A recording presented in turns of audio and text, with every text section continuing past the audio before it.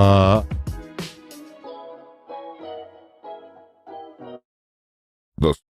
Supernatural Dogshit podcast is controversial and confrontational and may cause offense to some. Listener discretion is advised.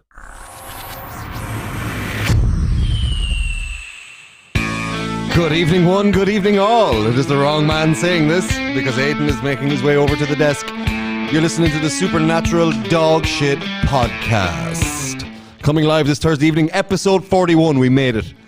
We've more episodes than Aiden has years on his life. Yeah, one extra year. Don't forget Mr. Fox. I'm alright, you can leave me joining us tonight on episode 41, maybe one of the last of the Supernatural Dogshit brand, is Mr. Pierce Fox and Mr. Aiden Doyle and myself, Mr. Richie Quinn. And as you can see, our studio is in quite some disarray at the minute because we are decorating it for your viewing pleasure. Yeah, and what we did actually think was that we will leave it in this condition Until we're done. And like every week, you're going to just see, oh, new carpet. Oh, new One board. Oh, another board. Yeah, 2 boards. I mean, in fairness, though, how long did it take for this to go up?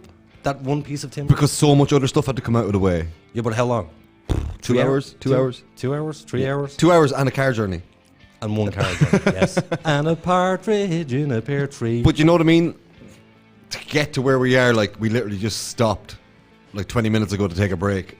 And, you know, we have it all lined up now. We have everything. We know what we need to do. Yes, we do know. We had to stop, assess, and get a game plan. Well, pulling the storage heater off the wall was a mission and a half, like. Yeah. Oh, I did tell you about the guy I have doing an artistic render of Samurai Jesus. Samurai Jesus is getting put into... Yes. It's going to be a stained glass window up over there. He's going to make it into a stained glass window. So if someone's going to draw it for you, then he's going to make it. Yes. Yeah. Nice. Yeah, but I had very specific instructions for the guy to make it very He-Man-esque. Like super ripped. But anime. Gay He-Man-esque. fantasy Samurai Jesus. Yeah, absolutely. Absolutely. So, gay Samurai Jesus. So he did 40 reps in the desert, like. Why are we making him gay? No, it's a gay man's vision of Samurai Jesus, as in, oh, he's so ripped. Oh, okay. Like washboard, Put him in a stomach. Technicolor Dreamcoat or something, anyway. Yeah. Here's a question for you. This is a genuine question. I was actually thinking about this only last week. I don't know why it popped into my head, but it was there. It was just a question. So, I have met guys who are gay, who are super feminine, and they look like a woman. Right. And then another guy, who's a big butch guy, will be with that person. But then So like you a bear and a twink. Yeah, bear and a twink. But here's the thing. The bear is looking for a feminine Yeah, but it just has to have partner. a cock. Yeah. So they're looking for feminine traits in a man. Yeah, but at least he's able to find what he's looking for. Yeah, but At least he's not like Bono. But is that not a bit confusing that you're looking for what's in the opposite gender, but you're gay in that gender? Yeah, because he likes dick, and that's yeah. There's no big mystery to it. No, he just loves giving a reach around. Yeah, but surely, if I was gay, I'd go for the manly man. That's because that's your type. That's your preference. Well, not a preference. No. No, but you're like, if I'm going to be gay, I like, make it a big manly man. Yeah, like I may as well take a good pounding. But sure, look, if you were straight, I don't really know what you are. I'm still questioning it. He is questioning it. We all are. Everybody has questioned it. But like you have a type based on whatever gender you go to. Like, you kind of go, right, like someone sporty, or like someone into music, or I want someone that's going to hike up a mountain at 6 a.m. Like, there's all different types And then of you could people. have these notions in your head of what you like, but then you meet somebody and you build a rapport with them, and then you build an attraction. So you can wind up with somebody that on paper you would have never wanted. That's very demisexual. That's kind of like me and my missus. We're just polar opposites, and we met and it was just like animal attraction. Happy days. Yeah. Well, Thor, Thor, Chris Hemsworth? Yes. Like he would be, if I was gay, I'd let him give me one. Yeah, but there's women that are straight that like feminine men. Is there? Yeah. Are they not lesbians? No. They're just closeted lesbians, in my opinion. I'm always surprised when I meet a lesbian who is amazing looking and looks like a woman. Because I have a stereotype of a lesbian. No. Like, there's some women that I'm like, why are you a lesbian? Yeah, but still, at the same time, it's a bit kinky. It is. I don't know. I can appreciate women getting off with each other. At least I'm not looking at some other guy's dick. You know what I mean? Well, I promise you're going to think this is a joke, but not once in my entire life have I ever seen lesbian porn. Never. You're missing out. Never even Googled it. You're fucking missing out. Well, to be fair, it. no, an awful lot of lesbian porn is based around the male fantasy rather Yes. than being actual Yes. lesbian porn. Now, there's porn for lesbians. Yeah. avoid. It's all very soft and romantic. It's What's the not for difference? you. The difference is the quality of the actors. Okay. Okay. Yeah, but still, I've never been, like, I don't want to see lesbian porn. Yes, you do. I genuinely don't. I reckon he would have seen it by now if he wanted to. Exactly. You know, If I what wanted to was see it, the I'd secret Google of the success between Debbie Does Dallas? I never watch it. Well, she did a whole football team, but then there was Yeah. one lesbian scene in it as well. You never watch it. But here's, I've seen so much different types of porn, even granny porn. I can't get my head around that, man. Well, I mean, It's all gum. It's all gum. No, but it just seems counter, like, mammalian instinct. No, you no, want to no. reproduce with the youngest, freshest, No. best but mate. You the don't whole want to point pick of- someone who's gone through the menopause. No, Yeah. see, the whole point of it is that they've gone through the menopause. You've no fucking stress or worries. You're just there for a good time. But you see like those, like The Sun or something, you see this guy, Adam, and he's like this skinny, weird-looking dude, and he's with a chick that's literally a walking corpse, and you're like... there is a physiological change in women down there as they get older, isn't there? Yeah, but it's slight. The real change is within. Like, no, but isn't there like beef curtains get longer or something? I don't know. It depends on the vagina. No two vaginas are alike, in my opinion. Well, I've seen similar vaginas. I've seen similar, but it's like an old door with its tricks. You can say the same about an arm. No two arms are the same. It's a fucking bit of physiology. Yeah, I think I'll give it a go. Lesbian porn. I Yeah. don't think it'll do anything for me though. Brave new world. You're really Maybe you breaking need gay porn then. You're Lesbian breaking porn down- doesn't do it for you. But see, gay porn and lesbian porn, it's the same type of porn. It's just the same gender going on, and that doesn't interest me. I want to see You have such a woman narrow view of the getting world. I'm He doing does, it. man. I have He's the like those horses with blinders on. Yeah. I have and- the most simple taste in sex in the world. No, but it Lights just, it- off. What? Lights off, under the blankets. Don't want to talk to you afterwards. I want to sleep. Fuck off and leave me alone. Ah, Jesus, you're such a catch. Oh, Yeah, but I tell you, he'd save some serious money on prozzies. Because you won't even have to see them. I can't ask you the question What? about prozzies. Have you ever? No, I haven't. Okay. My Really? missus offered me one. What? We were in Holliers in Amsterdam. What? And we're walking down the red light district. Katie, for fuck's sake. Yeah, we're having an old gander around. She's like, I'll buy you a blowjob. And I was like, no, this is a trap. So I didn't. Of course it was And a then she was trap. rubbing it in. Like, I would have totally. No, it was sure, look, it's just like getting a massage. If you had I think it's a trap. if you had got that would have been hung over your head for the rest of your life. I was like, so got some. But would you? But would you have done it? No. Well, clearly, I couldn't. If you weren't, If I was going to do it, I would have done it. if you weren't married If I wasn't or married. we had kids, if you were a single man, would you sleep with a prostitute? Yeah. Really? Yeah. Ick. No. It's like saying, No. would you rent a racing car? Of course you Nah, would. That's fucking. So, Mr. Fox, What? would you sleep with a prostitute? I would, yeah. Really? What the Yeah. fuck is wrong with you two? We know what No, we like. like, There's like being tons of dicks in there. Yeah. and you can't. You don't know. What the With, fu- You think a massive conglomeration of muscular tubing is really going to be weakened by a little blood balloon? I tell you what I think. blood balloon. Yes. I tell you what I do think. If I went into a sweet shop and there was lollipops on the counter and there was a guy walked over and went, no, I won't have that one. But you're I'm not- not buying that lollipop. Wait now. No, so, but no, it's saying but that you like- wouldn't sleep no, in a but- hotel because no. you don't know if the sheets have been washed. But not even that, like, Yeah. not even that, like a fucking vagina self-cleaning, same as like a dick. I understand that. Apart from like It's under the foreskin. but you designed get to there. take penis. I get it. I understand that. But You I wouldn't just can't stick your get over spoon in it. another No, no, man's no, no. porridge, is all I'm hearing. Exactly. No, exactly. His super ego can't get over it. Yeah. I don't have a super ego. I'm not good. Everyone has a super ego. no, it's I called a just super no, ego. I just don't like prostitutes. Where's the music gone? Oh, there it is. It's there, subtly in the background. I don't. Is you roaring down women again? I was. Do you know any? I just about to say I shouldn't have said I don't like prostitutes. Sex work is work. It's the oldest trade in the world. No, it's not. Stonemason is. No? Yes, stonemason is the oldest trade. I guarantee you go back to the caveman days. I came in with caveman.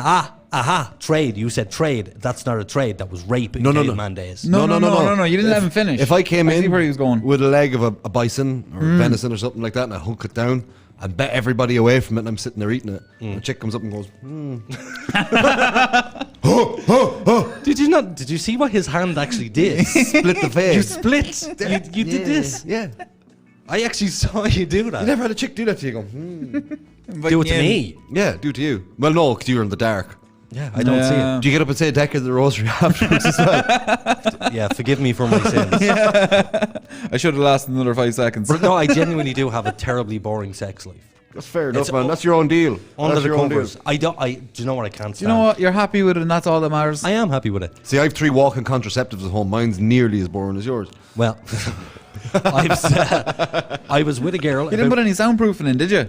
We do now. And did up the room. That old London Lane, the big AC7 floor. Did you ever hear Tommy Tiernan's sketch on trying to have sex? Clatter fucking her. When he talks about giving Dora the Explorer one. No. So he said he's in bed with his missus and the baby starts to cry. Yeah. He said, so he runs in. He said, but now I don't want to pick up the baby because I have an erection and it feels Yeah, wrong. it does. To pick up the baby. He said, so what I do is I pick it up and hold it as far away from my cock as possible. He said, but I have to maintain the erection at the same time. To get back in there. So he said he rubs it along the bars of the cock.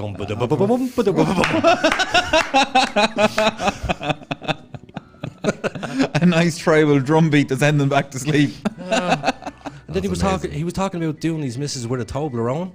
What? Yeah. What? And he said it was again. Ba-dum-dum. Well done, Mr. Doyle. That's a good one. So yeah, would you genuinely would you not be concerned about STDs and shit? Not if you go to a regulated space for. Yeah, like Amsterdam, where like it's regulated, they're checked, and you're, No. you have to wear a rubber. They Apparently- check themselves. Like, Yeah. people in that industry want to protect themselves and want to Of work in course a they safe do. It's their own environment. body. Like I wouldn't Yeah. willingly take on some AIDS, man. I don't want the HIV. Well, apparently you've more chance of catching an STD from a normal member of society Because than they're you not do a going to go. prostitute. They're Yeah, not. because they don't know they have it. Well, they're not active in protecting their own health. Like, Yeah. do you know? Like, how many people do you know that even go and get themselves checked once a year when things are normal and you can go out? My missus did when she was single. Oh, fair play to her. Yeah, no, she was very responsible because when we first said, you need to get tested. She knew I was a dirty bastard. Like. Do you know what I found the other day? You know this thing on my chest? Oh yes. I just had to think of it. It's over there. There's a remote control of it. What? Yeah, there's a remote control. What? of So it. we can just give you a heart attack? No, it transfers the data from this thing on my chest into that, and then you can put it into a computer And read it. your ECG. Yeah. Yeah. Cool. The only thing this does on my chest is tell them when I died. They go, oh well, his heart stopped at 21. And how it stopped. But like that information could be put into a system to be used to prevent some other poor cunt. Fuck some other poor cunt. Again, blinders on. buddy. Preventative measures. Fuck them. Me and you were having a conversation about death earlier. What was it? What? Me and you were having a conversation about death. What was that all about? Death. Yeah. I said I wouldn't have sympathy. I don't feel sorry for people who died. No sound. No, I don't, because there's no point in feeling sorry for somebody who's dead, because there's 0 point. They're dead. I feel sorry for their family. I don't know. I can empathise with their family going through terrible, losing somebody. Yeah. But if somebody's dead, how can you feel sorry for an inanimate object? Because fuck that. The memory. But, That's a deep one. It's the but memory of that not person. Even that. Like you can think of all the experiences that they would have missed out on. Like fucking like so many things. Again, I feel sorry for your mum. Yeah. I feel my heart breaks for you. Yeah. She'll never see me get married. But unfortunately, She'll never lift a grandkid. Like Unfortunately, I never met your mother. I know. So I can't have an attachment to your mother, but I have an That's fair attachment to you. enough. Yeah. So I feel sorry for you, and I Thanks. wish it didn't happen for you. Yeah. But, that's just the way I feel. Look, she's a better place anyway. Do you reckon there's a better place? I fucking Mate. hope so. You fucking wish there was, wouldn't you? Because this sucks. No, because like I would make it my mission to try and get back to this realm and tell Do you know, come there's here. nothing after it. No. You know in Gladiator? The movie. In the movie, yeah, and he's meeting his family again and they're in like the fields of barley and all that. That'll do. Yeah? Yeah. I'm hoping. Here's hoping, man. There's a new show on TV, and it's called The Good Place. It's on Netflix. Give it a watch. Now, it's a bit of a girly thing to watch, but I watched it and I found it funny. Because you're very effeminate on the inside. Yeah. But what it's about is a girl who dies and she goes to heaven. But they got her identity wrong and she was really an asshole and now she's in heaven. And because she's a bad person in heaven, heaven starts to go wrong. All right. Yeah, but give it a watch. It's a Ooh. comedy. Oh, fish out of water type job. What's that? A fish out of water story. No, I like it's a fresh concept. It is. It's very rare you get a fresh concept Exactly, anymore. yeah. But it's actually quite funny. But then in the long run, I'm going to spoiler alert for everybody. In the long run, it turns out that she wasn't in heaven. She was in hell. Oh. And the whole idea of her hell You was... just fucked That up she half a ruined season. everything, yeah. Oh, yeah. You fucked up half a season for me there, I'd say. No, 3 episodes in, they let you know this. Okay. That's grand. You know Walker, Texas Rangers back? What? Yeah. With Chuck Norris? No. That's not No, Walker but the guy who's playing Jared Padalecki, he's from that Supernatural TV show. Yes. The tall guy. Yes. So he's Walker. It's actually not bad. It's pretty decent. You look tired, man. What's wrong with you? I'm fucking wrecked. Welcome to the club, baby boy. Actually, I heard you saying earlier to Pierce when I was inside, are you going to hang around for the hour just to give us a hand? He doesn't want it. No, he's not You going can see to. it in his face. We'll let him off. We want to keep him on the show. Aiden's like, Pierce is going to quit on us. And I was like, no, he's not. I did. I said that to him in the car. Why? I said I just have a sneaky suspicion he's not into it. No, I like it. This is one of the highlights of my life. Well, it was him. He's just a reserved personality. What was it you said to me? I'm just The fucking explanation? knackered. Like, here, don't mind He's me. not going to.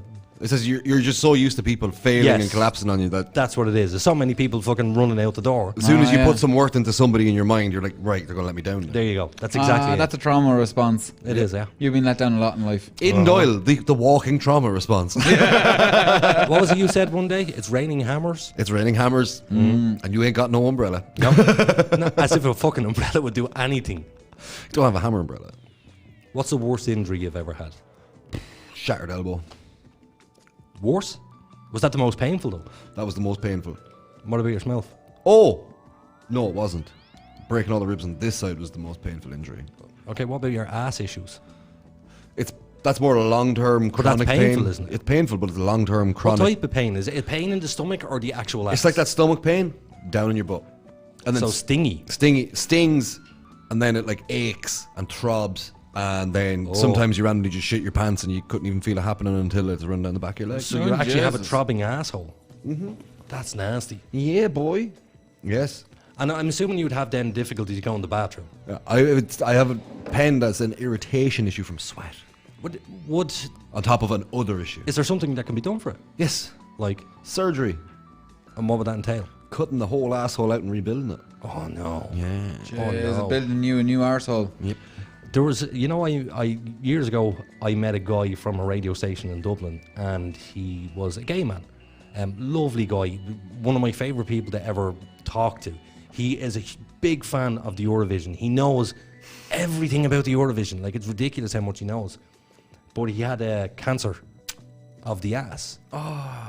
And he blamed his sex life on it. I was like, Jesus. is that a thing? Yeah, it And is a thing. According to him, Yeah. because I'd never researched this before, that you can get cancer from anal sex. Yes. How? Well, if you just quickly Google 3-foot slug, No, thank you. Google 3-foot slug, and you'll see what bum sex can do to you. Please share it in the So- comments. But is cancer not a mutation of a It's, cell? it's an Yeah, but unregulated it's- cell growth. Yeah, but it can be caused from anything. Anything. Like, you could get one punch in the arm, and that could be enough. It's just all about how it affects, was it the mitochondria in the cell? Wherever The chromosomes, like in the chromosome, but what's, the mitochondria are in Star Wars. no, in your cell, what's, Oh, the powerhouse of the cell is mitochondria. You're right. but that's where the chromosomes, midichlorians is what I was thinking of. Don't yeah, mind me. the chromosomes split in there, don't they? No. Your chromosomes are in your nucleus. The mitochondria is outside of it, and it's thought to be where a fucking bacterial cell ate another little bit of thing, and then started eking its power off it, and then it devolved into the mitochondria, which is why it has its own unique DNA sequence, Above it. and mainly comes from the maternal line. But I'm trying to, what's the sequence when you're, Mitosis. yeah. but what- Mitosis is the sequence of cell division. Yeah, but when it's dividing and you're getting all that information is changing hands to like build the new cell. The S fucking 2, is it the S2 phase? I don't know, it's an S phase maybe? All it takes is something to hit that That's it. while it's exchanging information and change the code. And that's all the cancer is. It's like I'm building a brick wall and somebody puts in a brick that's 5 mil too big, then every other brick is going to build around that wrong. Yeah. But don't we live Did in you a- ever see where they had an art display, and it was just a long brick wall in a gallery, and they put like a little stack of books under part of it, and you could see how that rippled the whole wall. Yeah. Well, isn't it amazing the era that we live in, that we can now save people?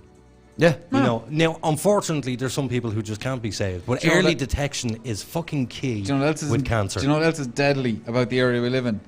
The area we live in, we still have the same problem with the old bit of fucking LED hanging off the table. Yeah, but that's only so I can reach over and You have some excuse, what? no, it's falling down. We need a double-sided tape for that shit. Nah, we need a new desk. What's the Aiden Doyle solution? Bigger, better, newer. Well, look, I can't be accused of being cheap. No, So, you can't. When are we building this table? When are we building the desk? I'm letting you do the. I've You have been- to do the measurements first. Okay. But we. And you want this on the two sides and another one of them in the middle, basically. Yeah, but me and Richie had a bit of a disagreement on where the desk should be and what the desk should look like. I'm going to need to sort out that. Those are two pretty big issues. Yes. Okay. They're the only issues. Yeah. So we will fix that. But eventually the studio's going to look fucking awesome. Yeah, it will. But he wants to put a bar in. Yes. Well, you'd have that in the green room. Yeah. Yeah. Yeah. We already have the Tassimo in. We need to get them to sponsor us. But imagine getting Yeah. up and being able to Pepsi. knock So- out a proper vodka martini or knock out a Sex on the Beach. Just like bang, bang, bang, here you go. That'd be nice for our guests. Exactly. Yeah. And Well- us. Right. The other night I We was need that talking about- concierge car to bring us home afterwards. Oh, the The gangster motherfucker. what is that car? The The Chevrolet Chrysler Chrysler. 300C. By the way, remember the other night I was saying to you we have a guest that's going to come in that was in before? Oh, I thought this was the one where you told me we were going to have a production meeting. No, I don't. Yeah. I talked to him about that and I was like, literally, just shut your mouth to people. But how can I? How? You tell me Sure, how. he's fucking Remove blacked- yourself. He's fucking blacked out, like nothing you can do. Thank you very Yeah. much. Yeah. Do that when you're at home and turn the phone I was at home He wouldn't have the awareness to turn the phone off, and like that's just part of it. You got to accept that. because he rang me and he said, You- "Are we going up for the production meeting?" I was like, You "What?" fucking rang me. No, the day after. Oh yeah. And he said, it's a production meeting on today. I was like, "What are you talking about? Production meeting? Who organised this?" So, but apparently I sounded compos mentis. Completely That's the grand. problem when you're richer fella. And you got fucking excited about I? it. Oh, you did. You kind of like you're changing. You're like, yeah, we're gonna have a production meeting. It's gonna be rah. But see, do you know my Richard, my alter ego? He's super excited about life. Me, I'm me. He loves fucking life. Ah, you need to bring a bit of him into your life. I do. You need I to do. meld those personalities. Yeah, but It'll then you be can't nice. drive. Shouldn't be allowed near your bank card. Shouldn't be allowed to talk to people in the general public. Shouldn't be near a microphone that's being recorded and broadcast across the internet. Yeah, the electricity as well. I Yeah. did fry myself one. What? Yeah. What happened there? Knocked off the smoke alarm. Pulling it off the ceiling. Oh, what? Because I was living in Deravara, the whole fucking apartment was full of smoke. I fell asleep on the couch with something on the pan. It went on fire, and all I heard was at the front door. And I woke up out of my sleep. I was like, "What the fuck is going on here?" Opened the door. It was like a scene out of Back to the Future. You know when a Doc gets out of the car and the smoke comes out. Straight out of a hot box. There's like, a question about that movie. The smoke came out of his car in the very first scene. Where was the smoke in the rest of the movie? Every time you open the car. Dramatic effect. Yeah, Yeah. pure and utter. No, he had a little button. You just turn on the fogger, like. But when I opened the door, the whole apartment block alarm had gone off. And there was about 6 neighbours standing outside the door going, "Is there a fire?" And there's smoke billowing out of me. And I went, "No, I don't know what you're talking about," and closed the door. And I thought the best way to get the fire alarm to stop is, these guys up here? Which is hardwired in. Yeah. I went up and I started swinging a fucking hammer at the fucking thing. Nah, they don't like that. Then grabbed hold of it. But when I grabbed hold of it, it was alive on the back of it. I was standing on a radiator and poof. Yeah. I'd say that definitely didn't reset it. No, it didn't. No, I it heard a didn't. brilliant story of a guy in a garage and he went over to wash his hands and blew himself out of it. Then the guy came running in wearing a welding mask and went, "Oh, shite." He earthed the plumbing. No. Oh, no. And was he all right? Oh, your man was grand, 2 boys were grand, but it was just very funny. I heard something years ago, and I don't know how true this is, but they said, you know the difference between when you stick to a cable or you get blown away AC from the versus cable? DC. Somebody said it depends on your heartbeat, whether your heart is pumping out or pumping No. in. It completely depends on whether it's alternating current or direct current. So which makes you stick? Direct current. Okay, so that would be... Oh, who created direct current? It wasn't... Fuck, what's his name? Alternating current was corrected. Direct current was discovered Yes, but who was the discovery... Who made the discovery? of electricity. Yes. Can't remember. Was it Wasn't Benjamin around. Franklin? No. Could have been Al Benny. Oh, wasn't it Benjamin Franklin done the thing with the key? Yeah. Was that Franklin? Yeah. Yeah. So who came after him? Who they done the movie? There was called Thomas The Beast. Edison. Thank you, Thomas Edison. Well, we really know it was Nikola Tesla and Thomas Edison robbed the idea. But Thomas Edison, what a prick! Oh yeah, Piece robbed of shit. Everton. Robbed Everton. Even robbed the fucking legs off Homer Simpson's chair. That was in the museum, wasn't it? Yeah. Yes. I love the way that no matter who you're talking to They know. in Ireland, because between every evening 6 o'clock, Yeah. Simpsons. Simpsons, baby. But Thomas Edison went head-to-head with George Westinghouse. Now, Westinghouse was the guy who brought Nikola Tesla in to create alternating current. And he did, and he were quite successful. But the war that went on between them two was so bitter that they decided... what's his fucking name again? Not Washington. My brain's not working. Franklin? No. Edison? Edison actually electrocuted a full-grown adult elephant Jesus Christ. on camera, and you can see it on YouTube. Jesus. That's The not whole right. thing just tenses up and poof, falls over. Not an elephant, man. They're really smart. Yeah, and he fried them. And the reason why he electrocuted them was because he wanted to show that George Westinghouse's electricity was more dangerous. Yeah. The dirty tricks that he played was unbelievable. Watch the movie The Current Wars. Those tricks are still being played to this day by people. Wouldn't you think the world would grow up and cop on by now, wouldn't you? Can't, man. It's a generational issue because what happens is we learn our mistakes as we get older, but you can't pass on that knowledge because they don't listen. Do you ever feel like we're past the point of devolution? Of what? Past No. No. We can devolve. We can fucking. Yeah, but when you look at the way society is and the way it goes and the way people are looked at by other people at the minute, we're all so self-centered. Yeah. It's really not good. Shite. We are very self-centered, and it's all about instant gratification. You were saying to me earlier, you know, with the amount of social media pressure Yeah. that there is on young people these days. On everybody now. That's the problem. No, but even besides that, right? So look, we're in the fucking pandemic. You know, people have been doing the homeschool and all that. Like, there's still like a national charitable campaign to make sure every child has a laptop. Mm-hmm. Do you know? And you're kind of just like, how the fuck has that just not been done yet? Well, Like, honestly, like, you mean, there can't be more. There can't be more than tablet. No, A simple tablet. Oh yeah, no, but there can't be more than 100 million kids in the country. But they throw 100 million into the fucking new hospital. Yeah. Do you know?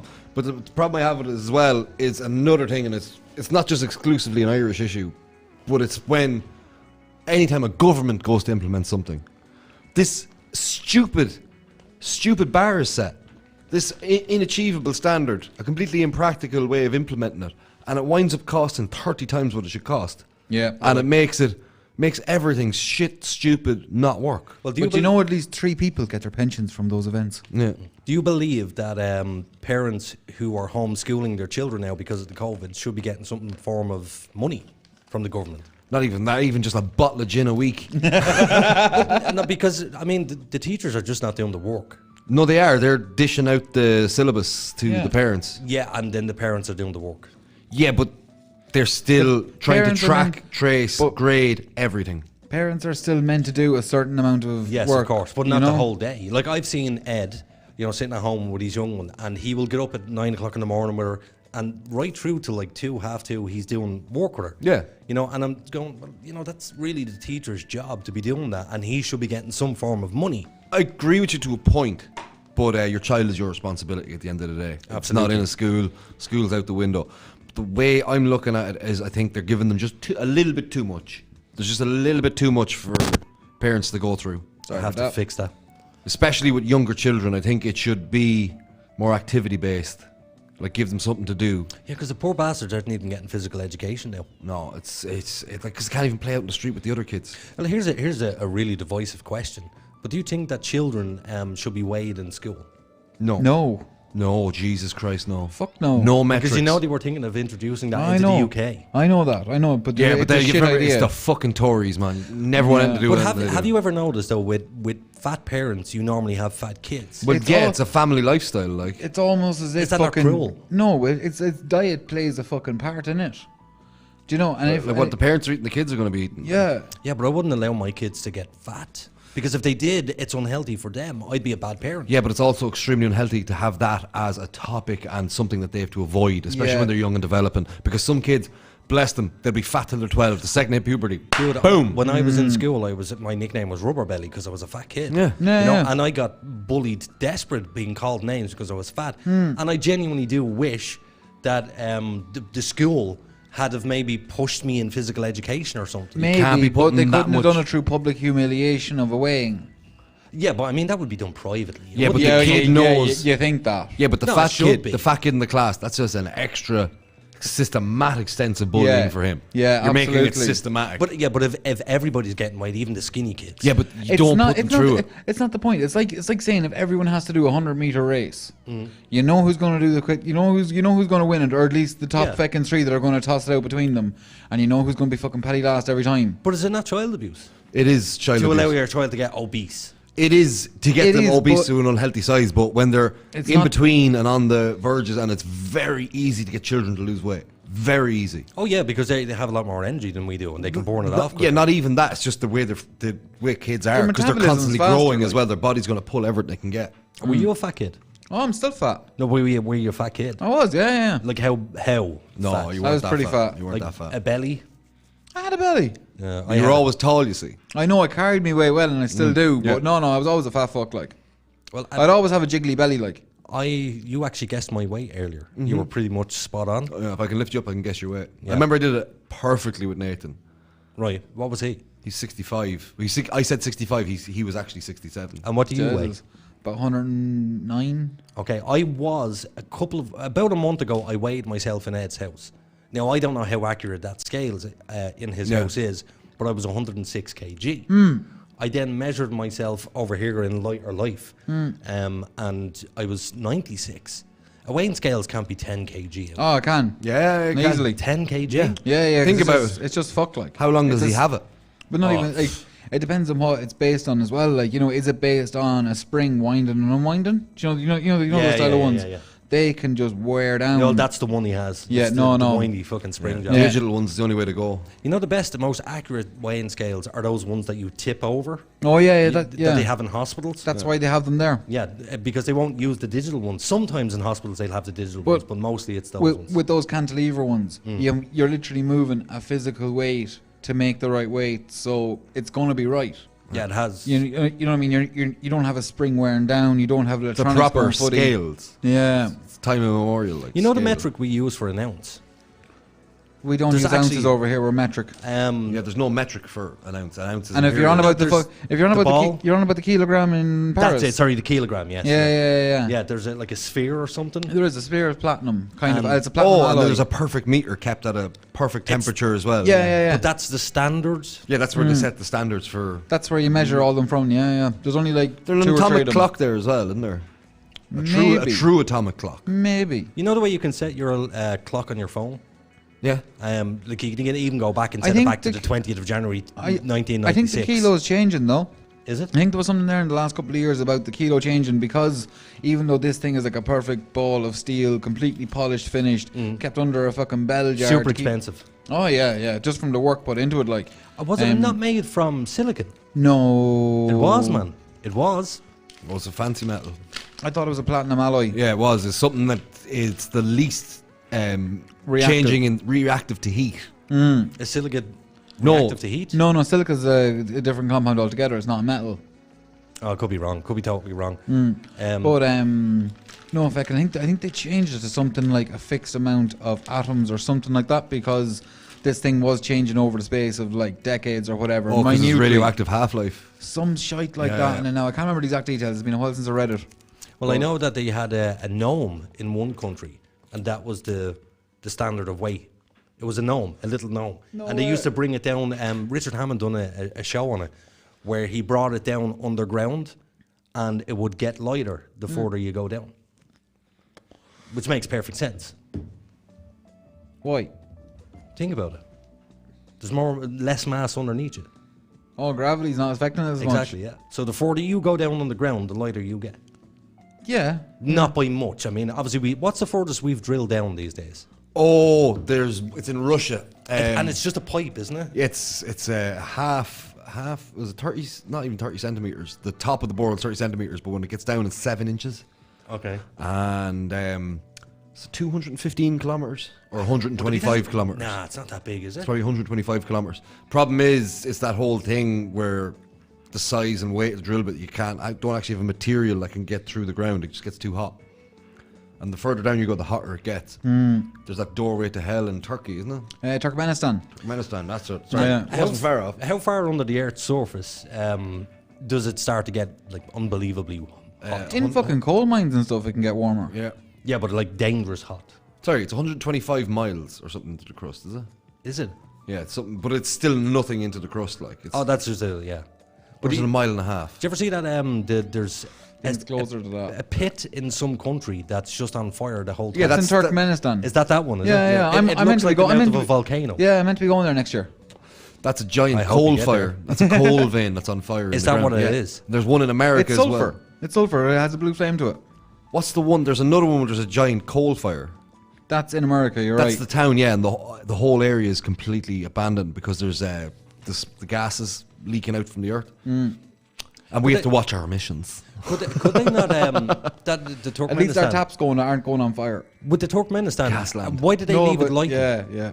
Is that just a natural phenomena, or did it spontaneously combust? How did this thing go on fire? The thing in Turkmenistan. They thought it was just a bit of gas, and they set it on fire, and it'd go away. So they lit it on fire. Yeah. Oh shit! How many years is that burning? And then they tried to Like the way they 40. put out a lot of gas. 40. Yeah, The way they put out a lot of gas and oil fires is with explosives. That's right. because they crumble in the ground and starve of oxygen. The explosion itself will starve it of enough oxygen to kick out the flame. Okay, Because the cool. explosions use all the oxygen. Speaking about fire, we need to get ourselves a couple of fucking fire extinguishers in here, Yeah, like desperately. I know a guy. You know a guy who knows a guy. No, I know the guy who goes and fills them. He'll be grand. He'll get them for you. Well, I was technically thinking about going down here. There's areas of this building that's like not in use, and there's fire extinguishers down there, but I can't really touch them. No, because they're supposed to be in that place. And they have to get I have to get a fire inspector in here Yeah. to sign off on the whole place. Yeah. Do you? Yeah. That doesn't come. insurance. That doesn't come as part of the rent, like. No, God, no. No, I have to get him to sign off on it to make sure that that we're obeying the rules. Oh yeah, we always do that. Yeah, I know. Yeah. No, we did with the electric so far, to be fair. Yeah, we got an electrician in. Yeah. Oh, you did. We did, yeah. Yeah. Yeah. He was great to come in at such short notice. Yeah, fair play to him. He was in and out of the place. Ninja. 2 seconds, but he was an ugly cunt. So, have either of you got anything you'd like to bring up? How have you all been? I'm pretty good, but I'd like to bring up about everybody's up in arms at the minute. Micheál Martin wanting to go to America for St. Patrick's Day. I don't think so. I don't think so. He should not go. There's no fucking way in hell he should go. What example is he setting for the rest of us? Not even that. Like, he's meant to be the leader of our country. What risk is he putting himself in? None. No, but do you know what I mean? If he goes to America, he's going into like a fucking high risk area. You know what I mean? Like, Wouldn't it be poetically beautiful if he caught the Rona? I wouldn't wish that on anybody, man. no, not in the slightest. Micheál Martin, I would, No. yeah. No. Wouldn't wish it on anybody. He has kids, he has family. Oh, why would you wish that No, on no, anybody? but like, Because he kept the borders open and let this thing Yeah, take okay. off. no, worse than no, it should've. not Look, even he that. made Like, mistakes. no, he shouldn't be traveling though. No. No way. No, look, if he gets it out of his own stupidity, then, so be it. But I That is wouldn't- his own stupidity. I wouldn't wish it upon him. It's completely against the wishes of his people for him to go. Yeah. And they were too good to go last year because it was Donny. But you're saying that it's completely against the wishes of the people. Well, not even that, but it was for Edgar cancelled Paddy's Day. But he was it the year before that then? He's like, Have we asked the people how they feel about The it? people have spoken. Have they? Yeah. Where? Social media, baby. Yeah, but that's probably just Let a us know how fringe you element. feel Yeah. on 087 No, there's no point. 2727 No, it's 085, by the way. Oh, fuck. No wonder you haven't get me texts. There's 0 point. We have no way of communicating with people. There's It's going to be all some inside. shout outs as well. Shout out to Megan and Johandre. Shout out to Katie listening at home. Hi, Katie. Actually, before you go any further, I need to apologise to Katie. And Katie, I'll get you. Does she drink wine? No, gin, please. Gin. I'll get you a bottle of gin because Or vodka. I genuinely was sitting outside your house For earlier. gin's picking just you up. fancy vodka anyway. It is. But I was picking you up earlier and I could see the two of you in the house going around. And I felt so bad because I thought there's a house full of kids in there and, it's not fair on her being left alone with the kids. So I felt bad for taking them away from the house. And Twice a week. More. More. It's been quite a lot. Like we were here yesterday. He had a brainwave yesterday that saved us so much time. What was it? The timber. Oh, yeah. Bring him in the window. Through the window. Yeah, That's fair enough. Just handed them up through the window. So Katie, I apologise. I'll try my best not to have him here as much. Now, mind you, the other night you were going to stay here. and I Says said, he with the state of the studio. I actually said, I told you the other night, was it 2 nights ago? I said, go home. Now just go for Yeah. Last night, I think it was. It was last night, yeah. No, I had to go last night. You were It was the night babysitting. before. Yeah, it was the night before. No, No, it was Monday night. hang on Monday a night. second, because it wasn't last night, because last night I was here, and I was told to go You home. were here? Last night was when I fucking rang you. So you actually got here. I was outside the door and I was like, I'm sorry, man. That's I'm so twice sorry. that's happened to Pierce. I'm so sorry, man. I genuinely, Shout out to the Band of Brothers. It's a Facebook page for guys who are feeling pretty good and guys who are feeling pretty low to come together and help each other out. So go and check that out, that Band of Brothers. Shout out to all the nurses out there. Shout out to all the nurses out there because we educated Mr. big Doyle. up the nurses. I'm not getting into it. You don't get into it is right, not your place. Stay in your lane. Oh, Mr. Harris. Yeah, no, it's crazy. Shout out to everybody who's just sick of this COVID nonsense, man. Yeah, I'm pretty sure they don't even want to hear the word COVID. No. But we want to get through this. We want to get past it. We want our Holliers. We are on the home straight, I feel. I hope. I have that feeling too. So it's going to go really bad, isn't it? Yeah, I had that feeling last Probably. September. I was No. I knew there was one good whack left in it. Well, I was I just. still I was think it's saying going to go further. I think we'll be sitting here this time next year going, No, we won't. But Wait, we could be in a new studio. Hopefully not. Fuck no. I was thinking of saying that. I was saying to Richie Fourth earlier studio, when third we were- name. Here we are yet again. When we were coming up the stairs, I was saying to him that, I have a plan for the studio. Unfortunately, I don't have a shitload of money just sitting there. So I have to earn this on a weekly basis, and the studio and it's going to take 6 months. But you do so many huge fucking things all of a sudden. Like I have to wonder, are you not just out robbing banks or something? But no, it's going to cost about 60 grand. So I can get that in probably like 6 months. Which isn't a Fucking big. you're doing better than I am. It's not a big deal, but if I can get that, in, Not a big deal. None. Make it rain, bitch. Say that to Cab. but do not investigate me. No, Have you seen their new fancy flak jackets? no. They've fucking their own flak jackets. They have the flak jackets with the cab in like fucking Times New Roman on the back. Oh, the Nice. army changed their uniform. What? Yeah. Is it blue? No, it's more of a sandy American colour. You know, the American no. like sand colour. Well, I suppose the main trips are out to the old lab, you know. But they actually changed the boots as well. And the reason why I know this is because my brother-in-law's in the army, and his nickname is Shiny Boots Carson.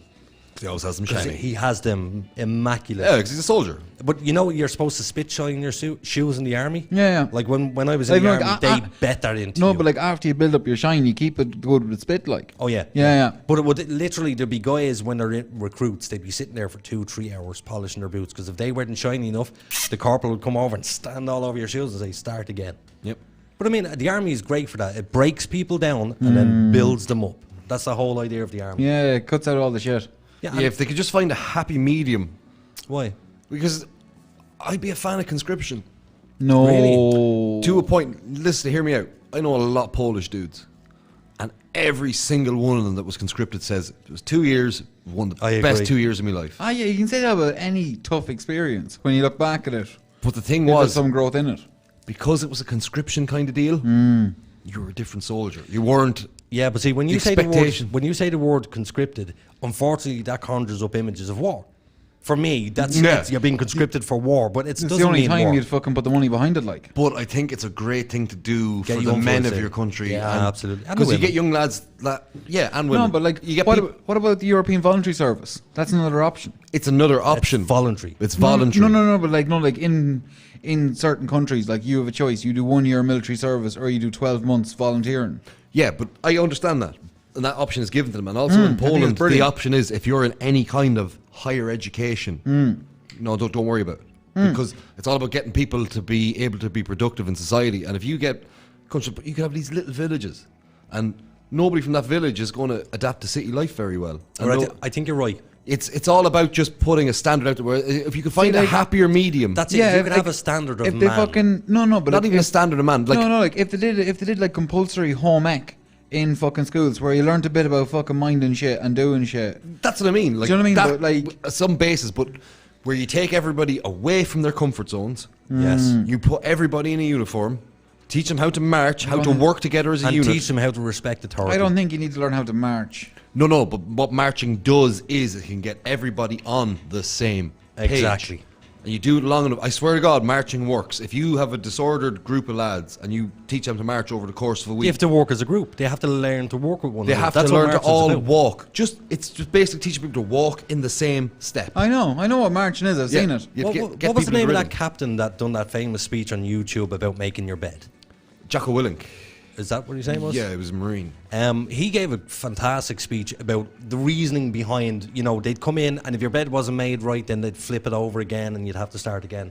He gave a fantastic reason for why they'd done it. I just can't remember what the fuck set it it was. up so that at the end of the day, you at least have that one thing that you got prepared for yourself and you feel good in setting something up for yourself for later. Yeah, that's true. That's the whole thing. It's really nice coming home. It's really nice coming home and you have your bed made for yourself. I know you're having these kind of visions of pure dystopia, everybody being forced into this thing. But all I'm trying to say is, like, It makes men of people. a national There's other service. ways to make men of people. No, but like, listen, not army. You don't have to get. Nobody has to use a gun, and nobody has to be screamed and shouted at to the extent that you would be in the army. But some sort of No, but like recognition of what authority is. even fucking, I think the civil service. That's what I'm saying. If you like could get like the civil defence, like. that's what I'm saying. If you had something like civil defence. Go off do the fucking mountaineering crack. But here's a question, here's a Will question. you let me finish talking first before you jump in? No, fuck off. Let me get my concept across to you Okay, before go you on. try and Go on. Hey, listen, he got the concept. Right. So something like the civil defence. So Pierce, how we Right. do?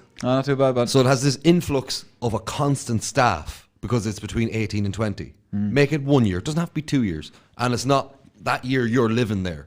It's just you're in this service for 1 year. Think about all the homeless services that could benefit from the likes of those staff. Yeah. Think about all the police that could benefit from the likes of those staff.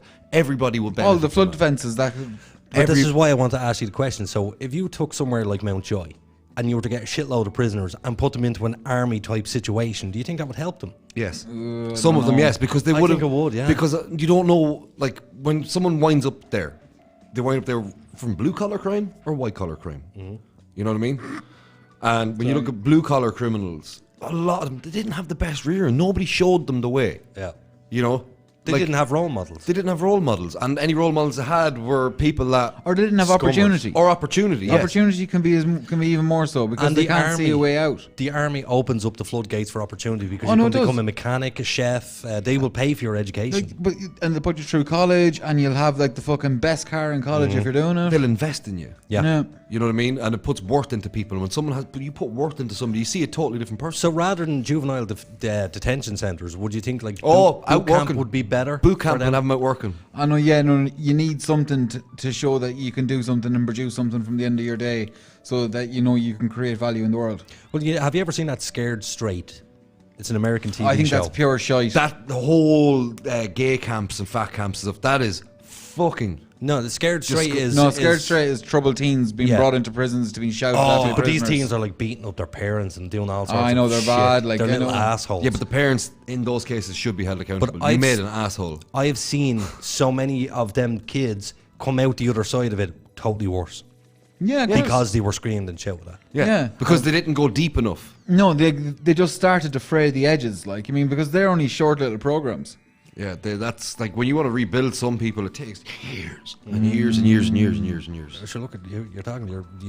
I know it takes a long time. I'm years trying to rebuild myself after Yes, I know. Yeah, things happen. We'll in my get life. there.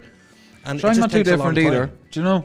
Just do for you the mean? people listening at home, we have nobody in the control room tonight, so there's no comments, no text. We're going to go in and check them on the break, though, because we care about your We input. will check them on the break. If anybody has any other ideas of how they'd like society to be run, just send us. Well, a have you ever message. heard of Richie's super fascist? What was it? Super fascist eco Island. something island? There was loads of So basically, it's an island for old people, and he wants to put them all out there because they're past their sell-by date. But he wants to use a cannon to get them there. No. Why don't we all... It's an island. It's like the Soylent Green things. You have a little beep, beep, beep on your wristwatch when you're 17. It's into the cannon.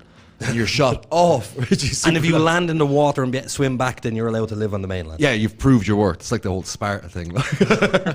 Oh, talking of... Have you seen 300?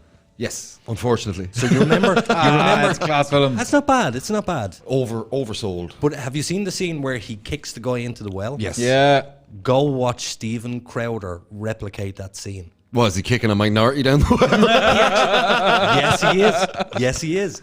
Mexican guy. But as he kicks him, his leg twists behind him and his knee completely pops out. And he lands on the ground and screams like a bitch. Like he's, Delighted. Delighted for him. And the went minority guy was trying to pop it back into place because he had a bit of medical training. He just made it 10 times worse. But it's hilarious that to was look at. definitely accidental. Oh yeah. Yeah, it needs to go this way. But you can, Gringo. Around the back, away we go. as he lifts his leg and it twists, you can hear an audible. Yep. And it sounds Oh, awful. it was well earned. Actually, Yes, it was well earned. years ago, Jesus, my uncle, he was only about 2, and I had him up in my arms, and whatever he did, he slipped out of my arms, and I grabbed him by the arm, and he fell down, so he was literally hanging by his the arm. shoulder out. Popped his elbow.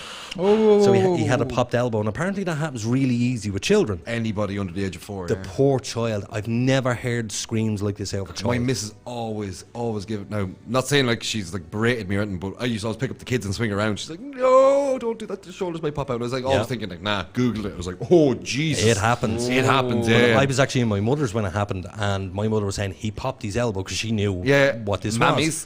was. And the child didn't stop crying from the time it happened to the time I got him into hospital, and the doctor simply went, Yep. and pain like that was just gone. It was all back in alignment. All back fine, yeah. But I've never had a popped elbow, so I can only imagine it's fucking painful. I shattered one. Open fracture, twisted around the wrong way. Nasty. Yeah, I think that's the most painful thing that happened to me, that scar on the back of my hand. I shouldn't have punched a window. It was either punch a window or punch somebody that was really irritating me. Window every time. They kicked me in the balls, and I was a woman. And I Just about to say. I put my fist back like this, and I was that close to fucking knocking her unconscious, and I made the choice then to punch the window. But the damage that was done to my hand didn't happen as it was going through. On the way back It through. was happened when I pulled it back through. Yeah. Now, you'll probably notice that scar is like it goes down, across, and down. That was a big hole to the point where the doctor said you'll never move them fingers ever again. Not a problem with Yeah, it. but You're a he's medical marvel. He's seen damage to a tendon. Like, see that one there? Yeah. I was cutting plastic and I heated it all up. But by the time I got to the last piece, it had cooled back down and I was forcing the blade through it. And somebody went, lunchtime, I went, Oh. Because I had the swippy blades? Well, stop. In a vice grip. I slipped and So clever. it wasn't on the end of the vice grip anymore. And I was like, I can't see it. Pulled it out and a little tiny corner of it stuck in my thumb bone. Well, have you ever seen the inside Stanley now? That's still there. One of those blades. No, they pulled it out and okay. showed me the tendon that was a millimetre away from. Actually, can you see a little lump on the inside of my lip here? Yeah, no. Teeth out through it, yeah? Hold on. A little bit, yeah. That's a bit of my tooth. What? When the guy knocked out my teeth years ago when I was getting off the bus, the tooth stuck in my gum, in my lip. A little And fragment of it was left behind. It was left behind, and it's there to this day. And I can run my tongue over it. You can feel the tooth inside it. That's fucking wild. About 2 months after the tooth pulled, I could feel this little ridge coming up on my gum in the healing site. Oh, and it was a shard of tooth. And I got I flicked it and it felt deep, so I got tweezers and pulled it out. It was a big long shard of Yeah, tooth. I've done the exact same thing. A And lump then of root, like. Yeah, no, just the whole way from the tip of the tooth down to the end of the root. Yeah. You only know if Ed Harris is listening. His ass cheeks are clenching listening to this. Yeah, he needs to see a dentist. He has one thing there. He's just where leaving he's- it. Yeah, I don't like that. Yeah, he's terrified of the dentist. So am I. I was terrified, but I will dentists give a aren't shout nice, out. but they're cool. They don't bother Maguire me. Dental Care in Mullingar. That's my dentist. If you ever need to go to the dentist, fucking go to them. Yeah. I've been to 3 or 4 dentists in this town, and then I spent a bomb of money. Thanks, Katie. Fixing all my teeth, because the last time I went to a different dentist, he took out one tooth and broke the tooth, front and back of it, and then I got fillings there and fillings another day. All the fillings fell out. Oh, shit. They sorted me out, man. I was terrified, and I got to the point where Was it the Dublin lad? No. Because that's it. Who mine is. He's a Dublin guy from Ballyfermot. Yeah. I should also mention, I forgot to tell you guys. You know our new sponsor? The coffee. Yeah. So he actually only rang me the other day. I thought he had completely forgotten about us. The bags of coffee are in. I have to go down and meet the guys on Wednesday. Yeah. So they're going to be the official sponsor from Wednesday. But the Supernatural Dogshit is on the coffee. That's cool. Actually, look, we're going to keep it for a few more shows. We'll get through those bags. Yeah, we'll get rid of those quick enough. I have a grinder and a French press. I'll bring it in. Yeah, we'll live off good Yeah, coffee. You just want to drink the coffee. Although it's very difficult to get good, decent, percolated coffee. And what was No, the name it's of not. that coffee company? Newtown Coffee. Newtown Coffee. Newtown Coffee. Yeah. So they will be a new sponsor of the show. I'm actually delighted they put SNDS on the... That's so fucking wild. It's the entire logo. But I just hope it's a nice coffee. Because I hate strong coffee. Fucking hate it. It's all about how you... It's how you make it, It's like. how you make it. Yeah, but you know there's grades on it, number 1, number 2, 3, 6. So the lads at home, That's its caffeine, like, and its they richness. buy- No, it's the darkness. It's the severity of the roast, like. Yeah. But the stronger the roast, the less caffeine that's left. And the strong... so... A medium roast will have more caffeine than a than a heavy roast. But you know when Did you you get know? like black coffee and you put as much milk in it still says fucking black and it just tastes rotten. Yeah, that's coffee. Somebody ground it way too fine and left it blend for way too long. Favorite Yeah. coffee. Favorite coffee? What's your man? Frank and Honest. That's Okay. the coffee I buy. Oh, You can buy the beans and no brains. I like the stuff out of Fuji. Some of that Okay. stuff, some of that's quite nice. I get a lot of stuff out of Aldi at the moment. Well, my favorite coffee is out of a jar. Which one? Nescafe Gold Smooth. Because You want to it's hear an very amazing light. You want to hear an amazing trick with your coffee, and it kills all the bitterness. Go on. Pinch of salt. I've heard that actually. Cheap yeah. coffee. I mean, literally, lick your finger, dab it in the salt, shake off a few bits, and drop it in. The tiniest bit of salt changes the flavor profile completely. Oh, come here. Do you remember last week I was talking to you about peeing in the pool? Yes, and the chlorine, it only reacts to the. Did you know this? Yeah, that's why your eyes are red. Yeah, so when it's not the actual chlorine that No, makes it's your the eyes piss. red. It's the piss, which the chlorine changes into Chloride glass. No, what the hell is it called? Mean something chlorine mean? Chloramine. Chloride? Trichloramine. So it goes from chlorine to trichloramine. And what's Yeah. it reacting with in the urine? And The urea? I don't know, it must be the urea. Trichloramine is 1 carbon, 3 chlorines, and a hydrogen. But you know That's when what it sounds like to me, you know when yeah. you smell a swimming pool, Yeah. you go in, you can smell the Yeah, chlorine. no, you're smelling piss like. You're smelling piss. Yeah. I never knew this. I always thought That's- that was just bleach. No, and that's the same thing. But if you put bleach in your toilet and you piss on top of it, that's how it also releases So the same it reacts Yes, with the you're urine. right, yeah. Yeah, exactly.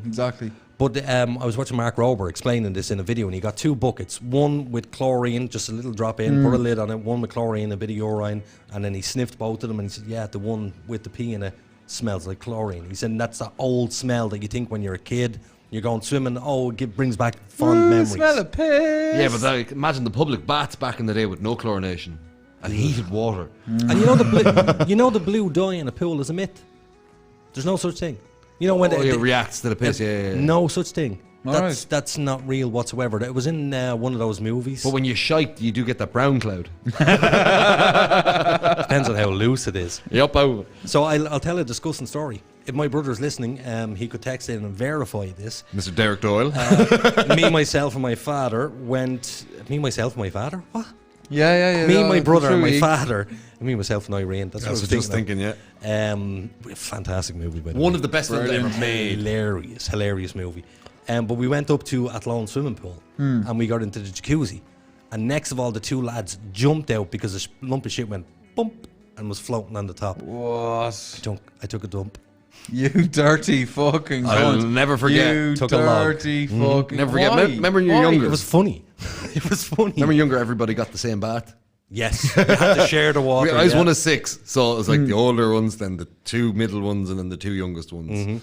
And no, it was Dell first, then Caroline, then me and George, and then Meg and Joe when they were really small. But it got to the point where I could get the bath on my own, and it was George and Joe were thrown in, whatever way it worked. Yeah. The least weird way to do it as everybody grew up. But it got to a point where George and Joe were bathing, so it was the youngest with the 3rd child. And I remember going, there's Joe, he took a shit in the bath and then picked it up. Nice. He's only like 3 or 4 at the time. But it's one of my most vivid, fondest memories. Because one child is like, the other child is like, I'll give you a vivid memory. When my young lad, he was about 2 years of age, and he must have got up in the middle of the night to go to the bathroom. Now he may be 3. When do you start potty training kids? 3, 4? Soon as no, possible. 1.5, soon as possible. Because I know he was quite early in doing it, but he must have got up, and God love him, he made his best attempt to get onto the toilet, but he shit in the bed. But he brought it out with him, and there was shit smeared on the walls. There was shit smeared on the floor. There was shit you could see the streak of shit on the toilet where he put his little arse up on the toilet. And then I was like, what the fuck happened here? And I went into the bedroom. It looked like he had blackface on. His face, and he had spikes in his hair. Full Bobby Sands experience. Full Bobby Sands dirty protest. Yeah, Evan's nephew did the same thing. But it's funny, God loved him. But out of protest. What? Yeah, he was put up to his room. So he's like, right, shit on his head. Rub shit everywhere. Oh, the little bastard. Rubbed shit everywhere. And they'd only just done up his room. Guess what? You got brown walls now, Vic. It's time to go to a break, so we will be back in 5 minutes. Bye, you guys. Bye.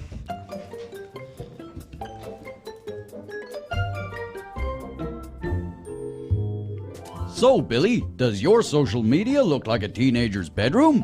What? Full of Justin Bieber posters? No, you incompetent fool. Messy and unorganized. Yeah, it kinda does. But what can I do about it? Oh, poor simple Billy. Why not put all your social media in one convenient place? But gee whiz, mister, how can I do that? With Social QR, of course. It's easy, fast, and free. But what's social QR? Well, Billy, I'm glad you asked. Social QR is a one-stop shop for personal and business social media users to have all your social media in one place. Easy to set up, easy to share, and fully customizable, with your own custom QR code suitable for digital and print media. Jiminy crickets, so now it'll be as tidy as my web browser? So don't forget, Billy, that's socialqr.xyz. And Billy, take down the Justin Bieber posters. Aww.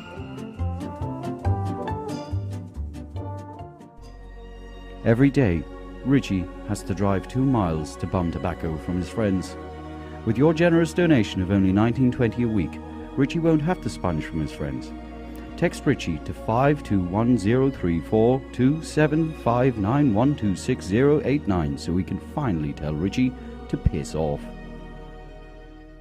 From its rich traditions beginning when the first AM radio transmission was broadcast in the year 1900 to present day, where radio is still the most listened to form of media and the #1 source for people of all ages to enjoy their favorite music and discover new artists. Sure, the technology has changed, but the concept has stood the test of time throughout history. From the end of World War II, General Eisenhower informs me that the forces of Germany have surrendered to the United Nations. The flags of freedom fly all over Europe. to the falling of the Berlin Wall. Our top story. The Iron Curtain between East Germany and West Berlin has come tumbling down.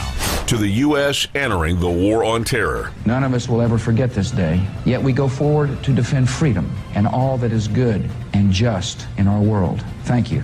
Good night, and God bless America. Generations across the world are united by music as it transcends all language barriers. It brings everyone on planet Earth closer together. We at iStreamRadio.ie understand what radio has done for the world and would like to thank radio for its 100+ years of service. Radio has been here through thick and thin. Thank you, radio. Imagination is the beginning of creation. You imagine what you desire. You will what you imagine. And at last, we create what you will. Don't wait for the right opportunity. Let us create it. When the virtual world of the internet, ideas, dreams, and concepts have become a reality, now is the time to bring your idea to the digital world. MilestoneMedia.ie offer a full range of digital services such as web development, hosting, audio, and visual services. Inspiration has a new platform. MilestoneMedia.ie. Experience the difference.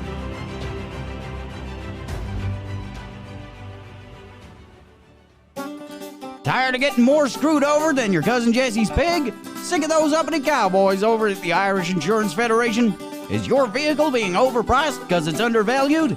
Does your annual quote leave you feeling sicker than the morning you woke up beside your sister? Well, leg it down to Leggett Insurance. Leggett Insurance is the answer to all your insurance needs.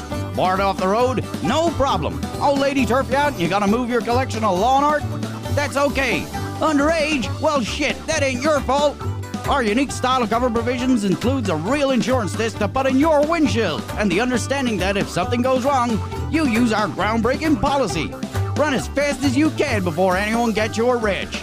The golden rule is to make sure you pick up any bits of your car left behind so you can't be identified. Your one-off payment of $29.99 annually provides all of the above. And for an additional $40, we provide you with a full windscreen worth in your very own Leggett disc holder. Just call us on 2800 Yeehaw! That's 2800 Yeehaw! Sail through that checkpoint today!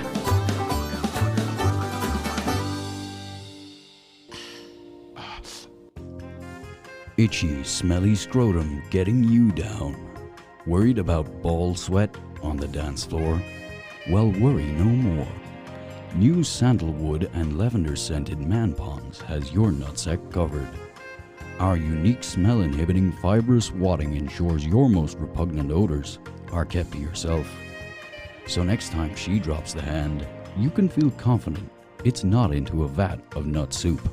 And don't forget, you can be the sweetest smelling stud in the nursing home with new Man Ponds Twilight Edition for seniors. Order our economy size 86 pack today on manponds.org.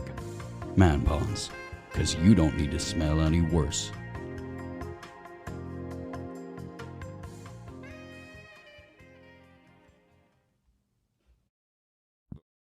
The Supernatural Dogshit podcast is controversial and confrontational and may cause offense to some. Listener discretion is advised.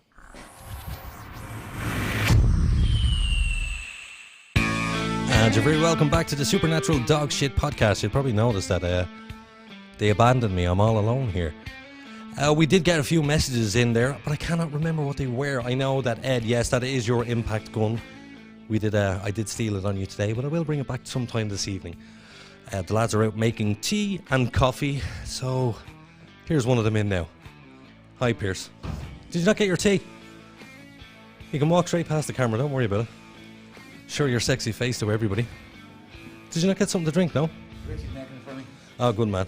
Right, awesome. So, last hour of the show. Oh, we need to turn you on. Ooh. It's weird. The only people I turn on these days is two guys. What can I say? Are you a good singer, by the way? No. Have you ever tried singing? Oh, I have, yeah, absolutely, but no. So is it really bad, or is it you can just get away with it? I want a lot of fucking background noise. Really? Yeah. Yeah, see, I can sing-ish, but I need somebody to sing along with. So in other words, if Garth Brooks is playing, I can sing along with Garth Brooks and I sound pretty decent. Yeah. But if Garth Brooks is not playing... It suits your range, like. Just sounds fucking awful. By the way, hello, Kate. Thanks for tuning in. Oh, yeah, Kate. Actually, that's what I was saying. We did get some messages in there. Ed asked about the gun, which is his. What did Kate say? That she makes her bed. She's made her bed every day for the last 5 years.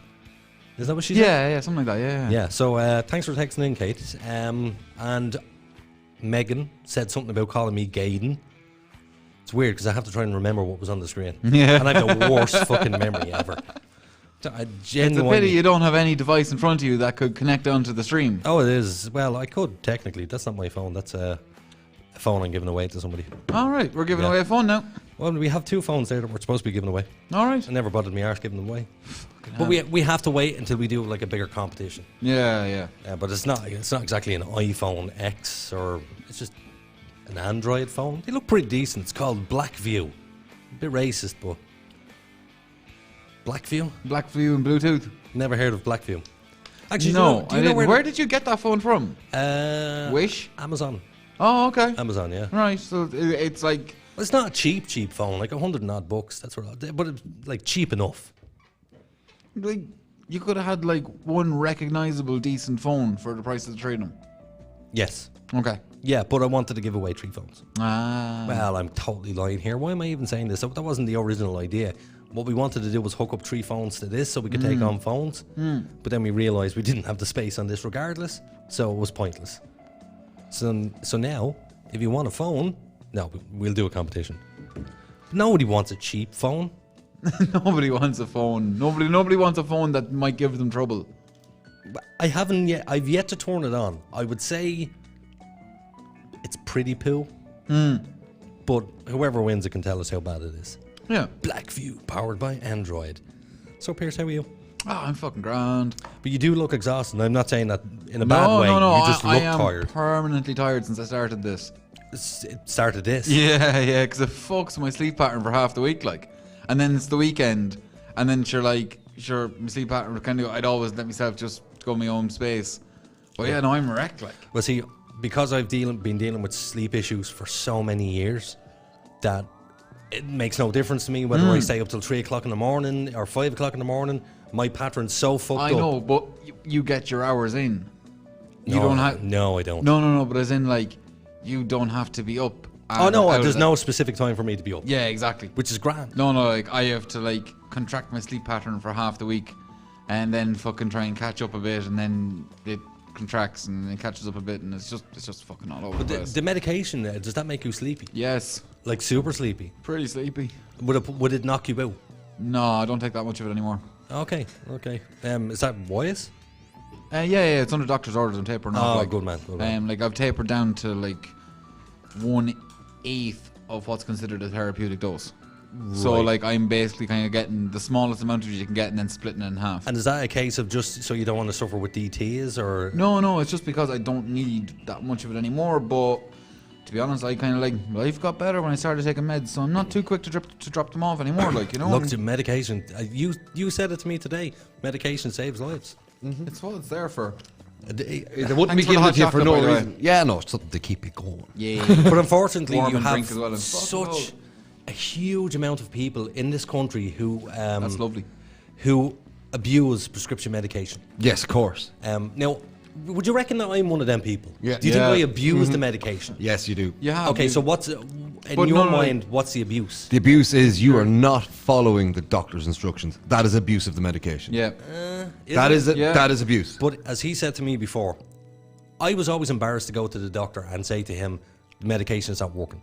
But you need to communicate with your medical staff and team. Yeah, and it was you who said that to me and put me in my place, and I went, yeah, he's absolutely right. You're making, like, they're professionals. Yeah, you're interfering with their process. I didn't want to go in and present myself as like a junkie who was, give me a fix, give me more. You're not. You're saying that I am not actually receiving benefit from this therapy. Yeah, but I felt like if I said I want more, it feels like I'm scamming them somehow. No, but like that's what it feels like. You're making up their mind for them because that's what you're thinking. Absolutely. Whereas if you go in and have an honest conversation, there may be another option they haven't discussed with you yet. Yeah, it's very hard to have an honest conversation with a stranger. I know that you've like tried so many things. I know. I see. For the last maybe week or so, the pills have been working. And That's it's been nice. great. It's been absolutely fine because you met Richards the other night. So it is working again. And the fact that I can't remember what happened the night beforehand and I'm going to bed early, and you've probably noticed that I've been up every day quite early. Yeah, good. I have noticed. 'Cause remember I had to call around to your house to wake you up. Yeah, and I used to hate that. But in a good way. Like you'd just hear. No, it's... That's the one, yeah. You know what that is? You know what that is? No. Terminator, man. Dun dun dun. It's dun dun dun dun dun. You were putting a double in there. I am, yes. What a terrible movie, by the way. Shut your face, What a Aiden. fucking That is an terrible amazing... movie. Which one? All of them. No. Really? No. Sorry. No. Did you see the last one? No, I didn't. I refused to watch it. Refused. I know it's alright. Like, There's 3 Terminator films that you should concern yourself with. T1, T2, T4. And Judgment Day. No. Terminator 2 is Judgment Day. Okay. Yeah. Right? Is it? The Terminator 3, Rise of the Machines wasn't great. And then there was one with Christian fucking Bale, and that was a Terminator film. Was the Christian Bale one where he carries the coffin? Where No, that was 3. Is that Salvation? No, Salvation is the one I'm thinking of. Okay. Salvation is the one where it's in the future in the war. Well, Yeah. I know in the new one, you've seen the new one, yeah? I think so, yeah. Sarah Connor's back. Yeah. Yeah, so... That's Genesis. Arnie is so old in it, but I'm gonna, again, spoiler alert for anybody, Arnie's turning into a human. He has feelings and blah-de-blah-de-blah, and he's a good person and he's a retired Terminator. Yeah. And he's getting older. He's putting his feet up. But he's getting older, which I found weird that they would. Why would a robot get fucking older? Because Arnie's getting older and there's only so much you can do with makeup. What does he says? I have something over an endoskeleton, blah, blah, blah. What is that? Living tissue over metal endoskeleton. That's not it. It You're is. missing a word. I'm a cybernetic organism. Living I'm tissue done, that's over it. metal Yeah. endoskeleton. Yeah. There's a band that is a tribute band to Arnold Schwarzenegger called Austrian Death Machine. And they have a song called I Am a Cybernetic Organism. Cool. And the chorus is I am a cybernetic organism. I'll give you doing a shout out there, that podcast that we were listening to, because your one was very funny. I went back Oh, and- Irish Affair. Irish Affair, if you listen to Rogan, you would know Irish Affair. He was on 6 or 7 Rogans. What's the name of the podcast, though? He has his own little thing. It's called Irish Affair's Skeptic Tank. Skeptic Tank, that's And the episode 60, I can't, you want a crazy name. But there's episode 60 of Irish Affair's Skeptic Tank. He does a plug for somebody. So the first 5 minutes is him trying to talk about selling the fact that she's a pay what you think you should pay comedy hour stand-up. Mm-hmm. And this woman went on. She was Lucia hilarious. Laparano or something That's, like that. yeah, Lucia yes. Laparelli or Laparana. Something is an ethnic name. Mm-hmm. She was so fucking funny. Pierce. It was a female comedian. Just Which is rare. It's the first one rare. other than Joan Rivers. Joan Rivers. It's the first to the delivery, the callousness. She built it up with a couple of short one-liners, then a couple of short stories, and then went back and tied everything together.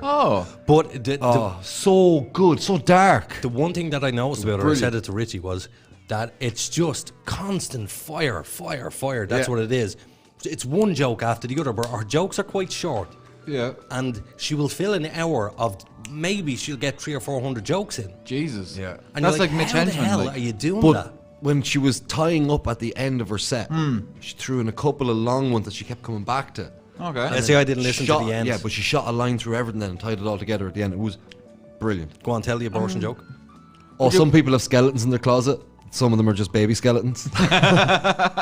We are in a convent, lads. But she's That's the name of the show. It's called in inverted commas, Baby Skeletons is the name of the set. But she's so brutal. Like a school shooting. She starts to, oh man. It was on Ash Wednesday, and all those And kids they had crosses on their heads. Oh, for fuck's So they're targets. sake. But it's just everything about it. It's just perfect delivery. And you know what's bad? I was sitting where you were sitting, and every time she tell a joke that was really outrageous, I'd go, oh fucking hell. And she this joke. She's like, She made you cringe. Make me cringe. she's like those women that eat and kill men. She's like, I wouldn't kill a guy and like carry him 6 blocks all the stairs to my apartment. I just order delivery and shoot that guy. But it's Did the you way see your one playing bagpipes? But she's... no. The video I fucking sent in. Oh, he did, yes, I've seen it. Yes. It's basically a woman that picks up a man and starts sucking him off. Oh, And the bagpipe Yes. music comes Yeah. in. I had it muted, but I know the video. She picks them up and just Oh no! ragdolls them. Like no, literally, like as soon as she starts, man, the bagpipes kick in. You need the audio on it, like. There's No, no, because there's no bad audio on it. There's no not suitable for work audio on it at all. No, but it's the fact that I'm listening to podcasts and I'll be watching stuff Okay, on my phone. yeah, like yeah. if I hit the speaker button, it stops Spotify. But when I end it, it doesn't automatically Yeah, start yeah. playing again. So it's like I just X all the. Yeah. Don't listen to them. Do you listen to stuff on YouTube on your phone? No, Because you know you... no. I listen to music on YouTube, but Then you can't lock your screen. Yeah, but that's when I'm. YouTube Premium, man. No. Leave it charging. I'm not You can lock fucking your paying screen. money for YouTube. Bluetooth. Sorry, no. Well, I- you get so much more. I don't get a fuck. You get so much No, more. I'm not paying a penny. Bluetooth headphones. Why? I'm not paying YouTube for their content because YouTube don't pay for Your the phone content they made. overheats. Your phone overheats, man. What? Your phone overheats if you leave the screen on all the time. Right, but I don't care about my phone. It goes in there, the headphones go on, and I get to work. Yeah, I just pay YouTube Premium. You get so many things with it that you Like what? Go on. They sent me out a Google Home Mini about 2 months ago.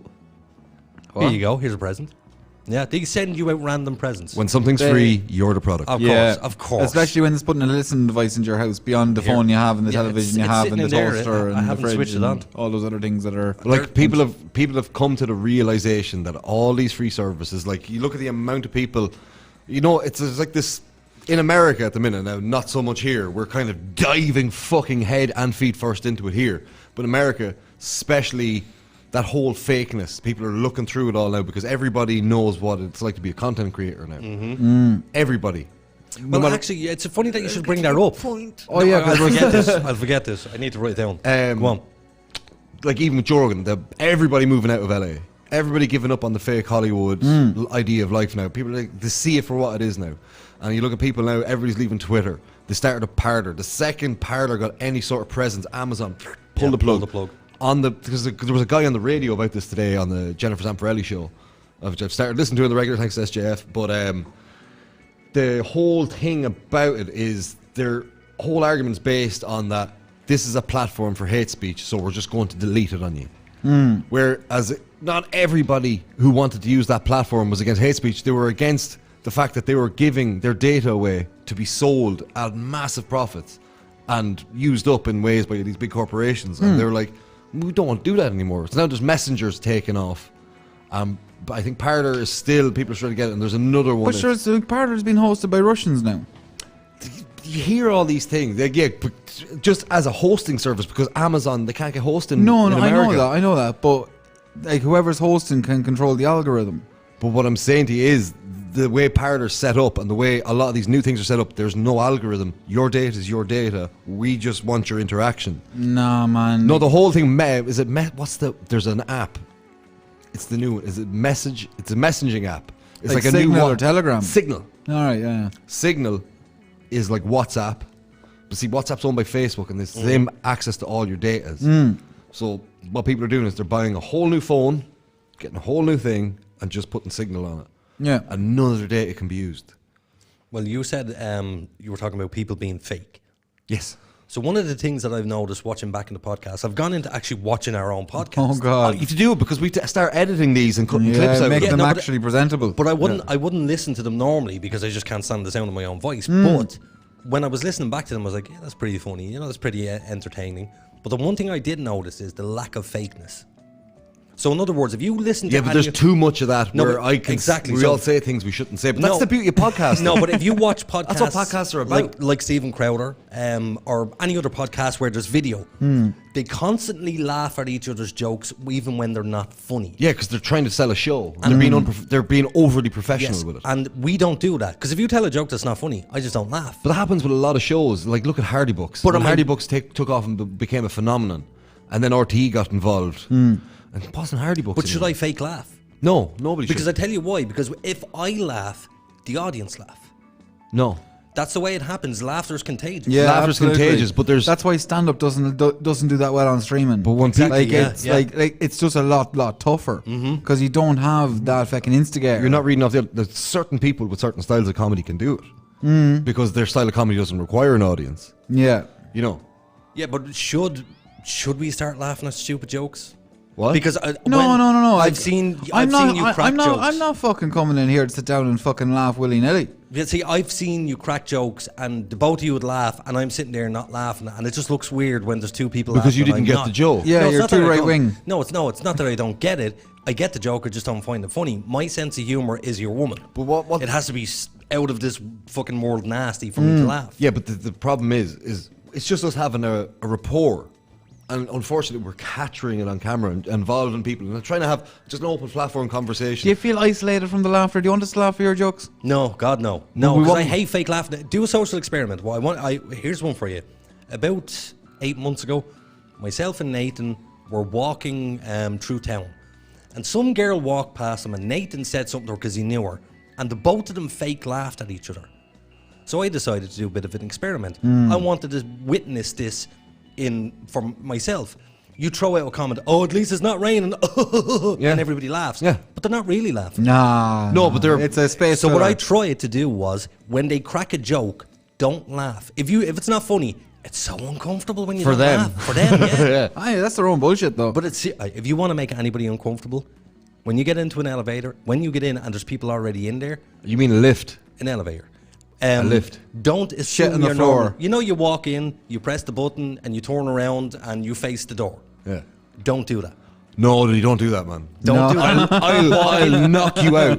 I will pat you down for an IED. It's so super aggressive to turn and face the crowd, man. Walk in, press the button, let the doors close behind you, and just stand there looking at Yeah, them. because you're standing at the door, man. It's a confined Now, space. people don't know what You're to do. just- I'd fully understand you standing and being back to back with me. Because I'm saying, we got eyes on the back, we're all right. But it is unusual when people go outside of the norm. I love stuff like People that. get though. uncomfortable, terribly uncomfortable. And who else has done this? This is a Dara O'Brien joke. You know when you're in an elevator on your own and there's two bars on either side? You think all of a sudden you're a Russian gymnast. And you get up and you wait till the door opens to like land your 10 points. And there's somebody standing there. And there's somebody standing And there. it's just a fucking double swing kick to the jaw. The worst one is still when you have a cunt of a fart in a lift. Remember that one I had earlier? That's a lift fart. I swear to God, I was eating his ass. I know The that smell sounds- of it. The smell of it. It was so thick that you could chew the smell. Basically, what happened was I had a big belly full of gas and a big hard shite. And I went past the big hard shite out into the air. Oh, just I turbo was- boosted. You went in and you had a poop, yeah? Yes. Was it a hard one? Yes. See, I guessed that right. And there was a big filthy poop left in the toilet. Was there? Yes. Wasn't mine. Wasn't mine. Oh, so who was using the toilet? Who was up here last? Probably JP. Did it look like a brown man's poop? It was very brown. Was there a whack of India off it? There was spikes in the air. Oh, sorry. It was definitely his, so. I did learn a valuable lesson this week. Actually, you know how No, I he's know not it was Fuck Riz. his? you, no. I know how it was his. By the way, yeah, you did learn a lesson that I did. it isn't Riz. No, yeah, no. I learned that you have more friends than I thought. I have lots of friends. You do. I do. I I know you do. I I've was just over 1,000 taking. contacts in my phone. I've made so many best friends against my will. Because I used to be like, no, I have the boys. And I used to have like 7 lads that I'd have a rapport with. And I used to block out everybody else. It was like, you're not my friend. I have my friends already. Why would I look for new ones? But see, the thing is, when I say I have lots of friends, yeah, I yeah, don't. yeah. I have a couple of very close friends. I would consider you, Ed, Pierce, Riz, JP close friends. Outside of that, Not even that we'd be close, that we have a We rapport. click. It's Yeah. all about rapport. And I have people I'd say in my head I'd keep counsel with. As in, Okay. whatever I have an issue with, I know who to go to with what problem. Because I've gone to all my friends with all my problems and deduced who not the fuck to go near when I've got a certain problem. Oh, fuck it, man. I'm hoping I'm one of them. Because I'll go, yeah, fuck it, man. Wait. It's fucking handy sometimes. And I just wake up with 2 problems. I'm hoping I'm one of them people, am I? No. Fuck you. You wouldn't come to me with No, your it's problem? oh, no, I would, yeah. Oh, good. But you're not the fuck it way. No, yeah, but you would come to me if you had a problem. I'd come to you with a problem. I know we'd have a fight Would we? with certain topics because you'd be like, Yeah. Unfortunately, yeah, I'm a bit of a tough love person. I don't even know about that. You're just a bit of a dick sometimes. No, but it genuinely comes from a good place. But like- it really does. If I see somebody that's upset and I go, stop crying, you fucking EJ. That's coming from a good place. I just don't want to see them hurt or Yeah. upset. You're And for me, such a comforting person. but for me, it's quite easy to stop being upset. You know, I just go, fuck it, just let it go. Yeah, And yeah, that's yeah, it. But it's very. see, I have a weird thing, right? 'Cause I'm married, the 2 of you aren't. I have another best friend that's my wife, but it's also like this weird, it's past being your ma. You know, it's your wife. yeah. and it's supposed to be your best friend. She is my best friend, though. She is. Like, Is she, though? Yeah, no, it is. Because as I've like this thing, you talk about like a spectrum of like. Could you have the crack? Yeah, we do have the crack. We're not having the crack in lockdown, that's a problem. When was the last time you both went away for time on your own? Right before we couldn't with the fucking lockdown, we Just get a weekend away? Yeah, we do a lot of shit away. And did you like- just have a bit of crack? Like, was it laughing? when it's the joking, 2 of us in a row, we have the best fun. like pissing yourself laughing. Yeah, but we're like, we get out of the house and go off and be a couple. Like, we do enjoy each other's company. So how many times have I met your wife? No, you've met her once. Once. Well, look, you're making a website for you. I'm sure you will meet her more. I met her once. All the years that I met Oh, this yeah. girl. Yeah, I'm not saying it. Yeah, him and Ben standing in my kitchen. What? Yeah. The worst person we ever brought over was Darren. Evan brought Darren over when he you first came told to me Italia, this. and he was like talking about how he loved pregnant women's boobies. And my wife sitting there after her crazy time in hospital, just home with her new baby, just, I want to nest. And Evan rocks up with like This the craziest. He's not a weirdo, he's just crazy. Crazy's weird. Doesn't live the life we live. You know, he does things his way. He does. It's his way. And I respect him for it. Question, this is probably a bit too private, but breastfeeding? She breastfed with Claudia. Okay, do you believe in breastfeeding? Oh, the results are there. Like breastfeeding. The results are in. But like, the whole thing about breastfeeding, it shouldn't have never become an issue. The problem with breastfeeding actually all stems back to Nestle. Oh, it does, yeah, Yes. Nestle were pushing, they had their sales reps were women, and they put them in nurses' outfits. What? And sent them to hospitals to go and sell baby formula to nursing mothers. And it worked. It fucking worked. But there was a massive problem. That white coat thing. Where Christian Aid to Africa sent over, best intentions, God bless the people for doing it. They ran the missions. They did do good stuff in Africa. No, the nuns. The nuns can't rape little boys.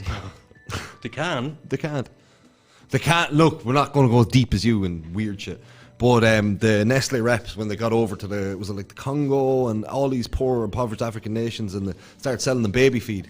The baby feed could only be made with sterile, completely clean water, which they had none of. Yeah, of course. And it was expensive. So if something shit happened, which does happen in Africa, and you lost your supply of baby food, your baby died because your body stopped the breastfeeding process, and the baby was past the breastfeeding process. Do you know some women actually lactate upon the sound of a baby crying? Yeah. Jesus. Yeah. Yeah, no, and a baby's crying is a certain frequency and pitch that triggers a response of stress in an adult brain. I was once talking to a woman who just recently had a baby, and she was in a restaurant, and the baby was crying. She didn't have her baby, and she started to lactate in the restaurant. Fucking hell, Just from the sound. Yeah, just from the sound of the baby. Yeah, man, God bless women and the shit they go through having babies and stuff. Well, I have a question for Snowflake here, because earlier he gave me a dirty look when I said something. You are on a scale of magnitude 10 times more of a snowflake than he is. No. And you're calling him Snowflake. I'm not! So, cancelled! I said earlier that women generally aren't funny stand-up comedians. Yeah. And you kind of rolled your eyes looking at me. Can you name a funny stand-up comedian outside of Joan Rivers and outside of this new woman? I can fucking picture them. Beck Hill is one. Yes. She's got, what's the word? She's reached a level of fame, but not funny. No, she's funny, but she's not an hour and a half standing there in front of 80,000 people consistently. She's no funny. Dave Chappelle. But the problem is, comedy's completely subjective. Black women are hilarious. Yes, they are. I'll actually watch a black woman because they do that whole, they put it on. Yeah, but the thing about they hype it up. The thing about colored women and stuff, they're better in a panel and in a group. No, I've seen amazing. That's all still so fucking minimising, lads. What? That's all still so minimising. It is. It's focusing in on something. No. Like, as in, like, they're funny, but they're good in a panel show. You wouldn't really give them their own stage. I know that's what I've seen them. From what I've seen them on the stage and I've seen them in panels, and I'd always sit and listen to a panel because the shit. It's not someone's soul. There's more banter, like. There's more banter. Yeah. And like that's not my deal. You know what I mean? You know, I know my deal. I love stand-up comedy. There's a couple of Netflix specials with black women, and they're usually overweight.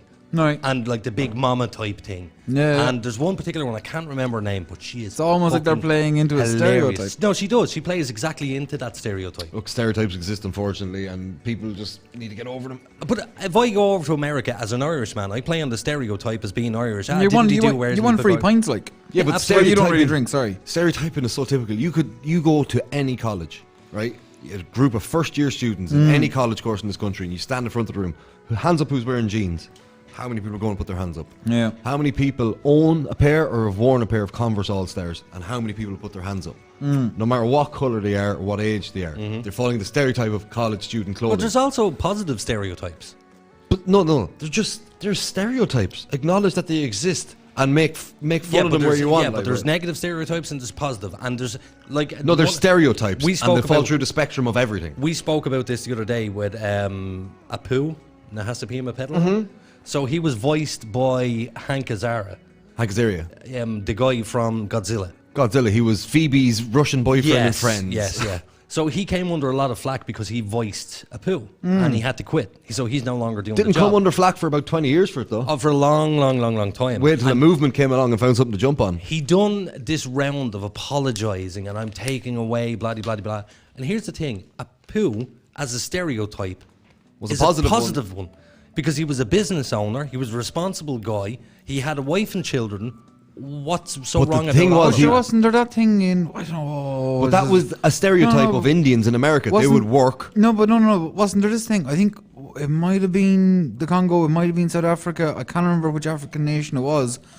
But that Pakistanis and Indians in general kind of were banned from owning businesses because they were too successful. Same with Koreans. Koreans. Remember, like the LA riots, the only people up on top of the roofs of their buildings were those Korean dudes defending. You leave a store out. It's like it was a quote from not Goodfellas, fucking Sopranos. Steve Buscemi's character. It's like a fucking religion to these people. It's amazing that American success story together. The overachievers in America. Wasn't there a Jackie Chan film about that, basically? Do you know? Rush Hour? A better point for you. Did you see last year, pre-Corona, when we actually had our lives and stuff, and people could focus on smaller problems? I don't remember those times. People focus on smaller problems. Was in America, the Harvard and Yale had all these racial quotas. Yes, yeah. Oh, what's that called? Diversity quotas or whatever it was. No, but the thing was, they made it easier for one race, and then harder for the Chinese and Asian students that excelled in all that's fields. What I was about to get into. Because they were being overrepresented in all STEM fields. All the women in STEM were all Asian. All the men in mechanical engineering, all the biopharma stuff, all Asian men. Yeah. They brought down the standard. It's like pushed them out of college because it was being taken over. Well, see, the problem was what you'd have a lot of people who would be coloured people, black guys who wanted to get into college. And they're going, okay, you don't have the education to be doing this. We let you in because of this thing. What is it called? Equality? No, it's I can't think of the name of it. It's basically a system where you can get in the door before the guy with the education because you've social issues or no money. Scholarship? No, and it's the same for jobs. It was all over America. It was a big thing. Fuck. It's like a helping hand act, like to make it easier and accessible for people that have less advantage. It's exactly what you're explaining, but they put a name on that. Yeah, well, we don't know the name of that. Yeah, I can't remember either. But I just know Stephen Crowder. I just thought that was like something that nobody will ever jump to the defense of Asians when it comes to racism. You can still be comedically, openly racist towards Asian people. Even Asian people will do it themselves. Yeah, but see, if you have the points to get into a college, let's say you were a black man and you didn't have the points to get into a college, and I'm a Chinese guy and I have more than enough points to get in. This system that they created over there will let you in and not me. Yeah, because they're not prioritizing merit. Exactly. No, but not even that. If you're looking at merit in the US, it's based on the SAT. Like, it's based on a single exam in the same way it is here in the Leaving Cert. Yeah. And in England with GCSEs and shit. Yeah, I mean, like, those are not perfect systems, and I do believe there should be leeway, like, which is why, like, let's say even with medicine, I'm really happy that they've brought it to, if you have 450 points and you do well on the GAMSAT, you fucking, or was it the HPAT test here? Yeah, something like that. Yeah, like, if you do well on that, they'll kind of go, you're going to be good in this, and you really want it. But see, I think there should be stages of assessment and continuous work, because instead of just giving everybody this general education that they don't need to go to college to learn how to, like, Harvard reference you know what I mean? Like, there's so much bullshit put in modules and stuff. Trim the fat because the workforce needs flexibility in the education sector. Yeah. Because if you look at the way... But not even that, like, fucking college is a bit of a sham. It is. College is a bit of a sham. It's dragged out. Like, it's dragged out and it's put on too much of a pedestal. Yeah. It's put on far too much of a pedestal. Like, I mean, you can finish school with your Leaving Cert or whenever. You can go on the dole at 18. You can go off and they'll pay for you to become a truck driver, and you can be on 45k a year. Yeah. Tesla will not look for any certification or any great, like, if you can do the job, you can do the job. Well, you know what we're lacking these days is tradesmen. No, not that we're lacking them. We had a serious amount of them to one point, but they're all in other countries earning a real wage for the work they do. We have a lack of tradespeople in this serious country. lack. I know a plumber and his phone just does not stop ringing. But here's the thing, you think that people, like, I've met people who are in trades who are multimillionaires. Yeah. And when you're in school, it's all about STEM. You know, you have to get into this to be successful. They're just the modern trade. Like, if you're like, I'm a scientist, I work in a lab. Like, it's a modern trade. Do you think That's they all have it the is. approach where they're pushing it so hard just to penetrate? I think. Whereas if they pull back and just let people gravitate towards it, they get the people that they should be getting. Well, no, I think that they get good people in anyway. But, like, those good people, like, you know, I would have loved to fucking learn fabrication or carpentry or both. We had the chance. Do you know? No, like, fucking. Well, I went to a technical school. Like, yeah, you lucky cunt. Like, we had tech drawn, you'd fucking woodwork, and then you had materials technology, which is just like making shit. Yeah. But like you learned how to cut, you learned how to file, you learned How to measure. how to chisel, Yeah. how to wire. You know, there's so much in it. But there's girls that needed that, Absolutely. and they never got that chance in this country. Like, No. you know, it's really weird. Like, Like, those are life skills. Those are fucking life skills you were taught. yeah. But Yeah. like, I think with school, like with home ec and stuff, like when you leave school, you don't know how to sign it. You don't know how to read a contract. No. You like, and everything post school is contract based. Yeah. Right. Maybe they don't want us to read these contracts. Absolutely. So you don't get taught how to read a contract. You don't get taught how to read a bill. You don't get taught how to read a bank statement. You don't get taught. They're in business studies. But you have to be moduled. And if some lad goes in, he's Yeah. pure gahead, and sure, I tip off the training there now. Yeah, sure. Look, You fuck know, it. and a lot of those lads are bright, and they get cheated out of a good education because of their sports acumen, and then they're kind of pulled away from. But at the same time, it's for them. They're. And if you talk about people being put on a pedestal, the fucking GAA in this country, Oh, on here. a like a town to town, village to village level, Yeah. there's lads that get away with an awful lot of shit they shouldn't get away with. And there was that whole, what was that thing in Northern Ireland a couple of years ago with the rugby lads? Northern Ireland. Oh, the false accusation. Yeah, the false accusation.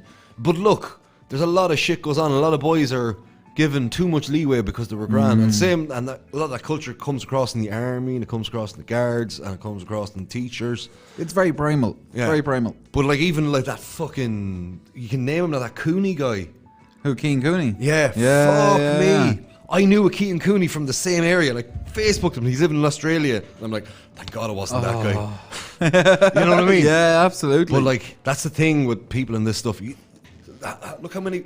Look how much it happens and how much it comes out. How much does it not come out? Is this something? Are we seeing the most of it, or are we only seeing the tip of the iceberg? Shout out to Ed and shout out to Sagar. Sagar now. Hey. By the way, Ed said you didn't change the banner again. It's episode 33. I just always forget. These to are do that. Supernatural Dogshit Sure, he problems. doesn't even fucking spell my name right. I know. They won't be I on know. the pod, Father. No, we'll have professionals in at this stage. Yeah, Ash and Anto, we're Anto. we're training up 2 interns. Yep.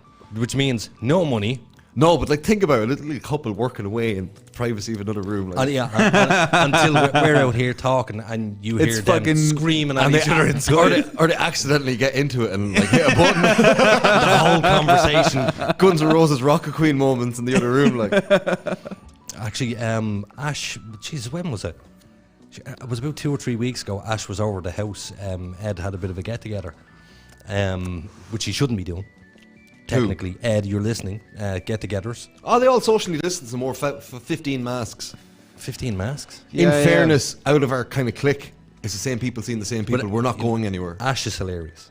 She's gas. She's really funny. Yeah. She came to the bedroom door. She knocked at my door, and she was giving out about somebody else that was in the house. And I can't tell you the story that's behind it. You can probably guess who this person was. Same stuff that's in a pen. No. No. But I mean, she just vomited this hatred for this person. Was it a female? Yes. You know who it is. Yes, Yeah. we all know. We all God know. bless. But it's just she's so funny. But I wish that she could come on air because she goes and just Look, if we can get her to edit our videos and make us famous.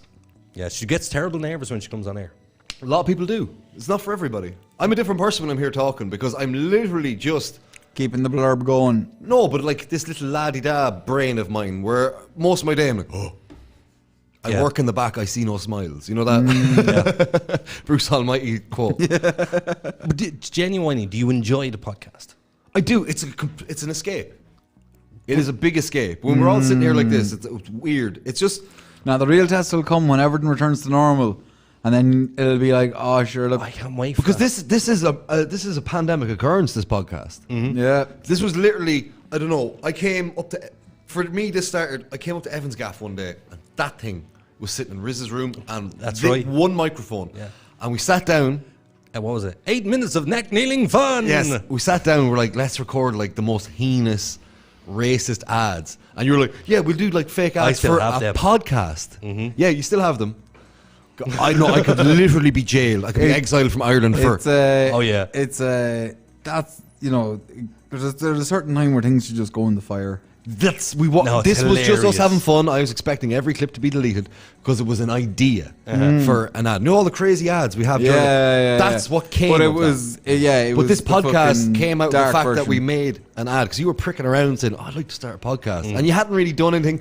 You just bought the desk and a mic for the crack. So it was like this desk and one mic. We were that's all. sitting upstairs and we were all in Riz's room. It was just we wound up. Everybody was in Riz's room for a while because Evan's house was quite shit at the time. It's come a long way, but it was just Evan on his own in the house. And he was like, Fuck it. "No," but he spent like the last 3 years working away. Yeah, You yeah. know, just 3 years of him not being there. Like, but we're all in Riz's room and he was giving out about, "I'd love to be on the fucking radio. People fucking listen to me," like, because he was giving out about another radio host. But like Niall Boylan. I didn't want to allude to it. Niall Boylan. I actually like Niall Boylan. I like the man. I listen to him. I love his show. His show is pretty good because the one thing you can say about Niall is He pisses me off. he asks the difficult questions. No, but he has that everyday kind of Irish mentality about him, and he's able to play on that. but he's a snob. Yes, he is. But Absolute snob. But he knows how to play to the heartstrings and the feelings and the tones of the common man. And what he does is when he talks, he fucking pokes at a beehive while saying someone's poking at the beehive. I can show you text messages in this phone that Niall will be on air and I'll be sitting away texting him while he's talking on the show. Yeah. And he'll be doing an interview and it'll be a terrible, heartbreaking interview. And I'd send him a text message, I bet you €50 you can't make them cry. Right. He's never lost. Yeah, no, but he's a pro. He's a proper pro DJ. I'll give him that. He's got a He'd long career. smack you if you said that. Pro DJ. No, pro presenter, not DJ. Yeah, he's not playing He's music. not a DJ. No, but you know what I mean. He's on the air. Yeah, so he's a presenter. Yeah, but he's a presenter, but he's got the abilities of a DJ. You know what I mean? He's got that. Well, that's where he started it. Yeah, but he's able to move. That's why I said DJ. Because he sounds like a DJ when he's talking. Because he's constantly able to keep it going. The only person that was like him a bit would be Jerry Ryan. Jerry Ryan. I was just Jerry going to say Ryan, it. Yeah. Big fan. I was a big fan of Jerry's. But everybody was. 'Cause it was I don't Ireland. mind he was a cokehead. I think it was terrible, the newspapers jumping on Oh, him they like shouldn't that. have done that. I think it was awful. No, He because done the thing that. was, he was the first one out. You know what I mean? What do you mean? Cocaine scandal. Oh, okay, yeah. You know what I mean? Yeah, but it doesn't matter. It was his own personal fucking life, and they had no right to jump on the bandwagon No. like that. No, same with old poor Bobby Geldof as well. Like, What with was, all your his kids. what was your woman's name? The very famous supermodel, and she died of a cocaine overdose. as Dawn well. French? No, Dawn French is still alive. Dawn French is a French and Saunders. big comedian. She's actually a brilliant stand-up comedian. Because this girl was a friend of my father's. She was a very famous supermodel, and my father worked. That was in the blondie in Westbury Dublin. But who? The blondie in Dublin. The model, like. I think she was Northern Irish. If my mother was listening, she'd be able to text in. But he knew her. Jesus, I can't remember her name, but she died of a drug overdose. Her first time to take cocaine. Yeah, it's very easy to know a dead famous person. How? Because they're dead. Oh, yeah. But yeah, she died from her first fucking go of cocaine, which was just awful. People can, man. That's Are you Googling dead supermodel? Well, it'd be very easy to get to. They're, Type in Irish model overdose, and I guarantee her name will come up. Beautiful girl, wonderful person. I met her a couple of times. My father was very close with her. My father worked in the Westbury maybe Hotel. too close. No, he worked in the Westbury. Katie Ellen French. Yes, I knew the you were right with surname. the I French. knew the French, surname. Katie French, that's her. But my father worked in the Westbury Hotel, and all the big stars used to go to the Regulars, Westbury. But my father was also on that Anonymous program. You know, that Irish TV show with a very famous stand-up comedian, real Dublin fella. And come here, like, just because it's on it, and we have brought up that it was related to an overdose, and it was the first time in everything else. Inquest hears that Katie French had low levels of drug and alcohol. So, like, you mean it wasn't as if... So what killed her then? What killed her actually was cerebral hypoxia from drug use, yeah. So what's cerebral hypoxia? Cerebellum dies. That's it? It gets starved of oxygen and dies. Oh. But anyway, there was a program, it was called Anonymous, where famous people would get dressed up and look different. And then they would go around hidden cameras and play jokes on Right, people. yes. My father was one of the people that the jokes were played on. But it didn't work out too well for the TV show. Because it was a guy from Westlife came up and he was all dressed up as this hippie. And he came over and he started slagging my father off, saying that he wanted to have it off with the other doorman. My father just played into it. He said, yeah, I'd ride the arse off him. on camera. Yeah, but that's. I think it was anonymous. What's your man's name? That was anonymous. I keep thinking Jason Byrne. Jason Bourne. No, but no, It is no, Jason it was Bourne. Jason Bourne, yes. yeah. Wasn't PJ Gallagher involved in that as well, though? PJ No. Gallagher was He was a different program. Yeah. Jake Stevens. Jake Stevens. That was brilliant, but it was done. It's a one-trick pony, like. Totally different person in real life. Do you ever remember? PJ Gallagher. Okay. Oh, When I together. say totally different, bipolar difference. Right. Like, polar opposites. He, in real life, if you try to get a conversation out of him, not a hope. Now, you think he's rude, but he's not. He's just a very He's just a private quiet person, yeah. very private person. You have to respect that. The first time I met him, it was like trying to extract teeth out of him. I never understood private people, but I have a friend and he is a private person. You're very private. What? You're very private. I can be. No, you are. Because when I was outside your house earlier, I actually thought to myself, what do I know about Richie's family life? You don't talk about it. Because it's just madness. Like. It's boring. No, it's not boring. Like oh man, when I sit home on the couch with my daughter, man, it's just she's at the perfect size when she gives you that squeezy hug. And like, oh, my little person. My little You know what I mean? person. Or just My me sitting. little person. I do this thing to my lying in bed and go, I can be really weird. Like, I'm different man to different people in different ways. Like, well, depending on how you catch me. That's a bit weird, though, that you were that, because you were describing me many years ago. I was different for every person. Now I'm just the same for everybody. It's much easier. No, I am. I watch my P's and Q's. Like, I had to learn, and I'm still learning. Even just a couple of months ago, I really offended somebody and didn't realize I did it. You know what I mean? What you do? No, it's very disrespectful without realizing it. What you do? Tell the story. I can't. No, Why? don't. It's work related. Oh, okay. But like, it didn't. Like, it was just. Work colleague? Yeah.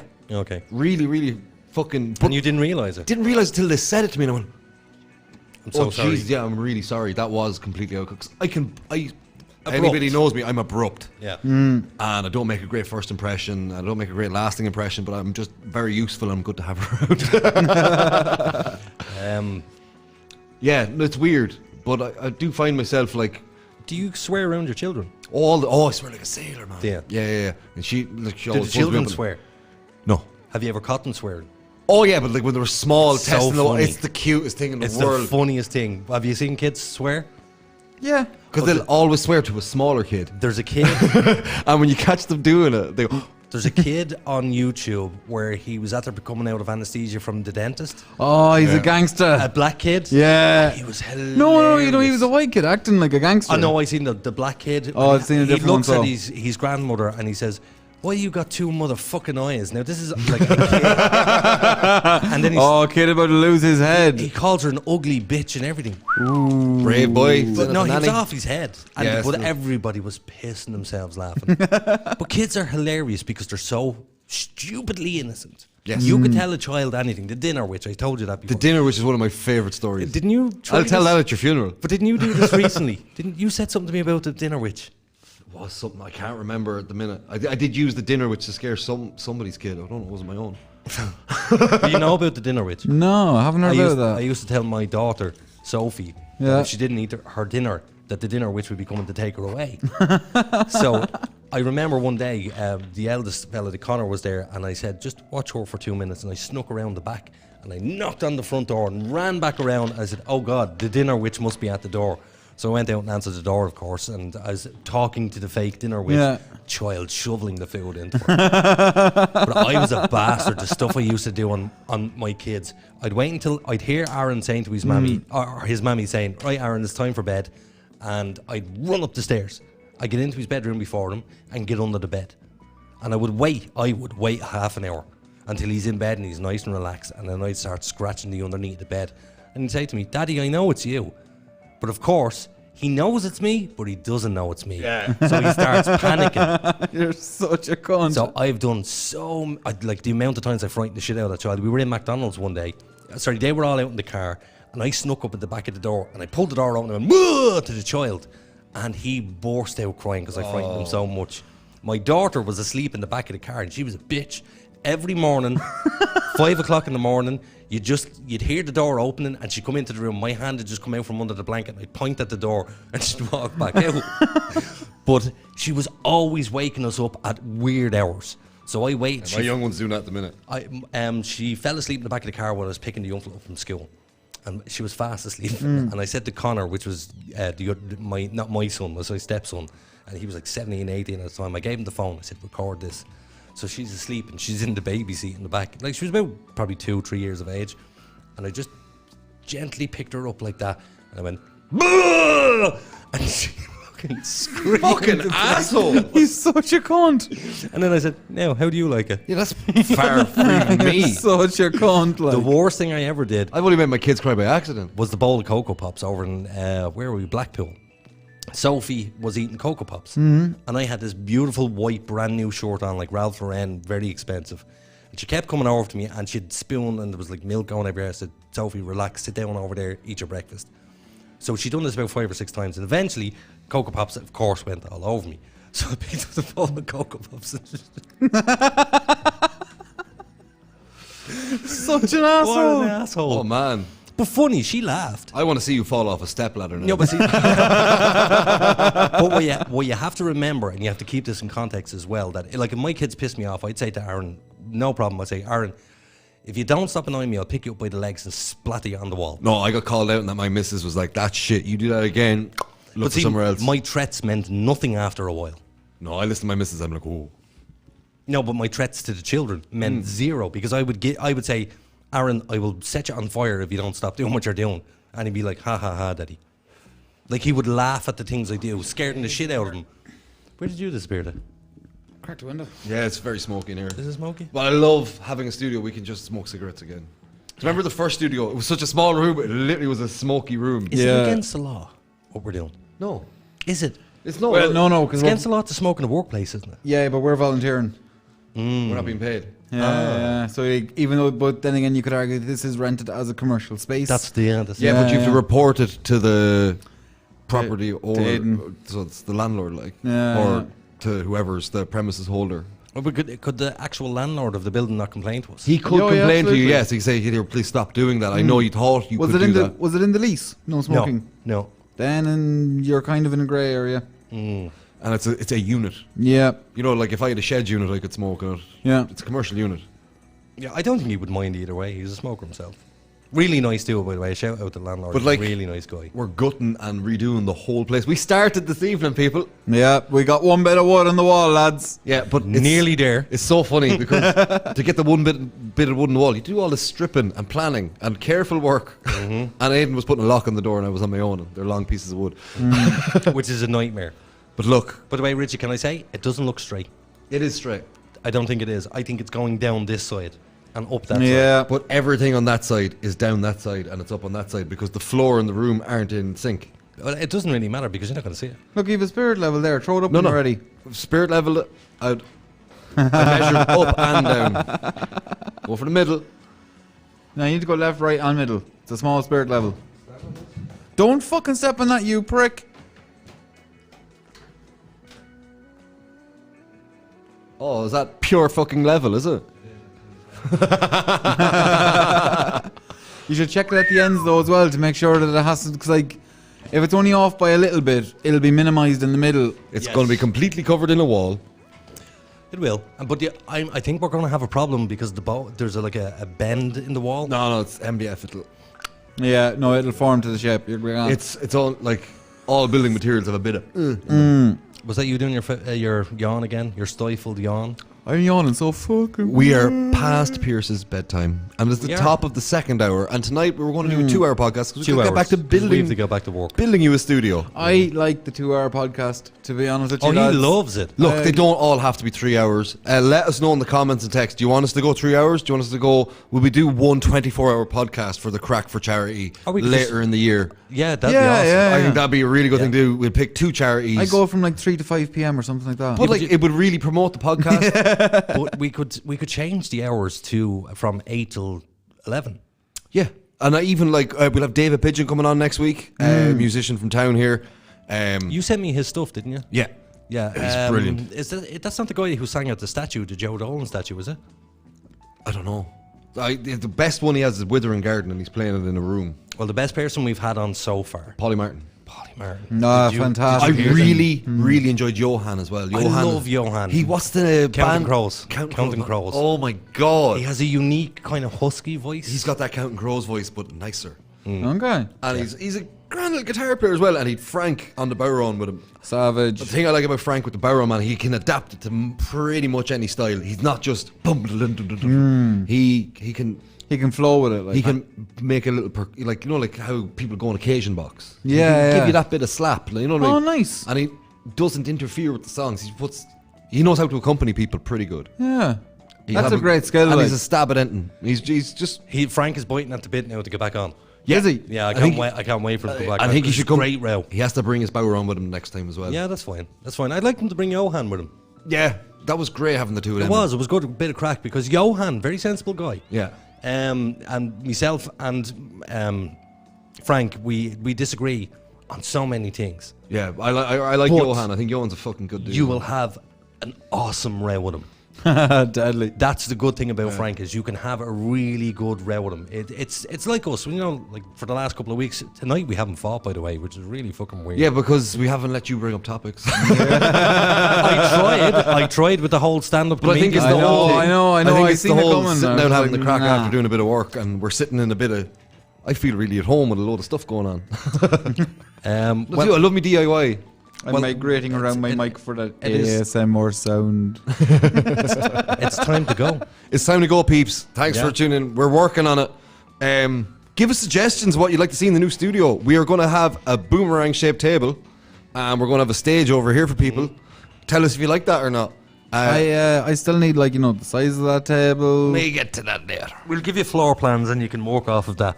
Okay. I think the table should be put in the corner over here like the Implausible podcast. Well, then you're going to get the cool windows in the background. Yes. And also, anybody listening, if you've any suggestions for us to have on that, it leaves a clear path from the door. We to might the control know room. of that you think would be really cool for us to talk to. Get them on. If they want to come in and talk for an hour, Yeah, if they you want need to come in get and talk your for 40 minutes. Look at him stifling the on. Look, it's awesome. Man, we're way past his bedtime. You need to bring in that. Is it a physicist? Do you know, or an astrobiologist? Oh, they're over in Germany, man. That's going to be a long shot. Fuck. We get them to zoom in, man. Yeah, we get an old Zoom conversation, but I'd love a physicist or astrobiologist to come in. I just have to be by Zoom. The problem with the phone in is if you get people that are used to interviews and talking, like that Scientologist dude, no offense to him, but he just dumped information on us and it was really cool to sit and listen to, but I wanted to ask him so many questions where if on Zoom I could go and he could read me. Yeah, you know what I mean? Yeah, that's why it's better to have them in the room with you. But if there was a physicist or an astrobiologist here, you wouldn't hear a word out of me. Yeah, I'm really excited to get Antoine Ash on board. Yeah, because it frees us up to do. Yeah, and it gives them but it's new skills as well. And we'll all be learning at the same time. And it's nice to have more people involved because it makes us more. It'll put more pressure on getting it done right. Yeah, we'd actually have to fucking prepare segments starting. Yes, and that's the bit I'm looking for. And with so many people that are willing to help. It's meant to be for for every hour of content, you have between 4 and 6 times that in background planning. Yes, on a regular show. Yeah. Do you know we don't have that here? But the production meetings have to start. Yeah. But obviously, I fucking showed up to the last one. I know. Again, apologies. So until then, we will see you next later, Tuesday. guys. It'll probably be a 2-hour podcast, and we will see you then. Have a good night. Good night.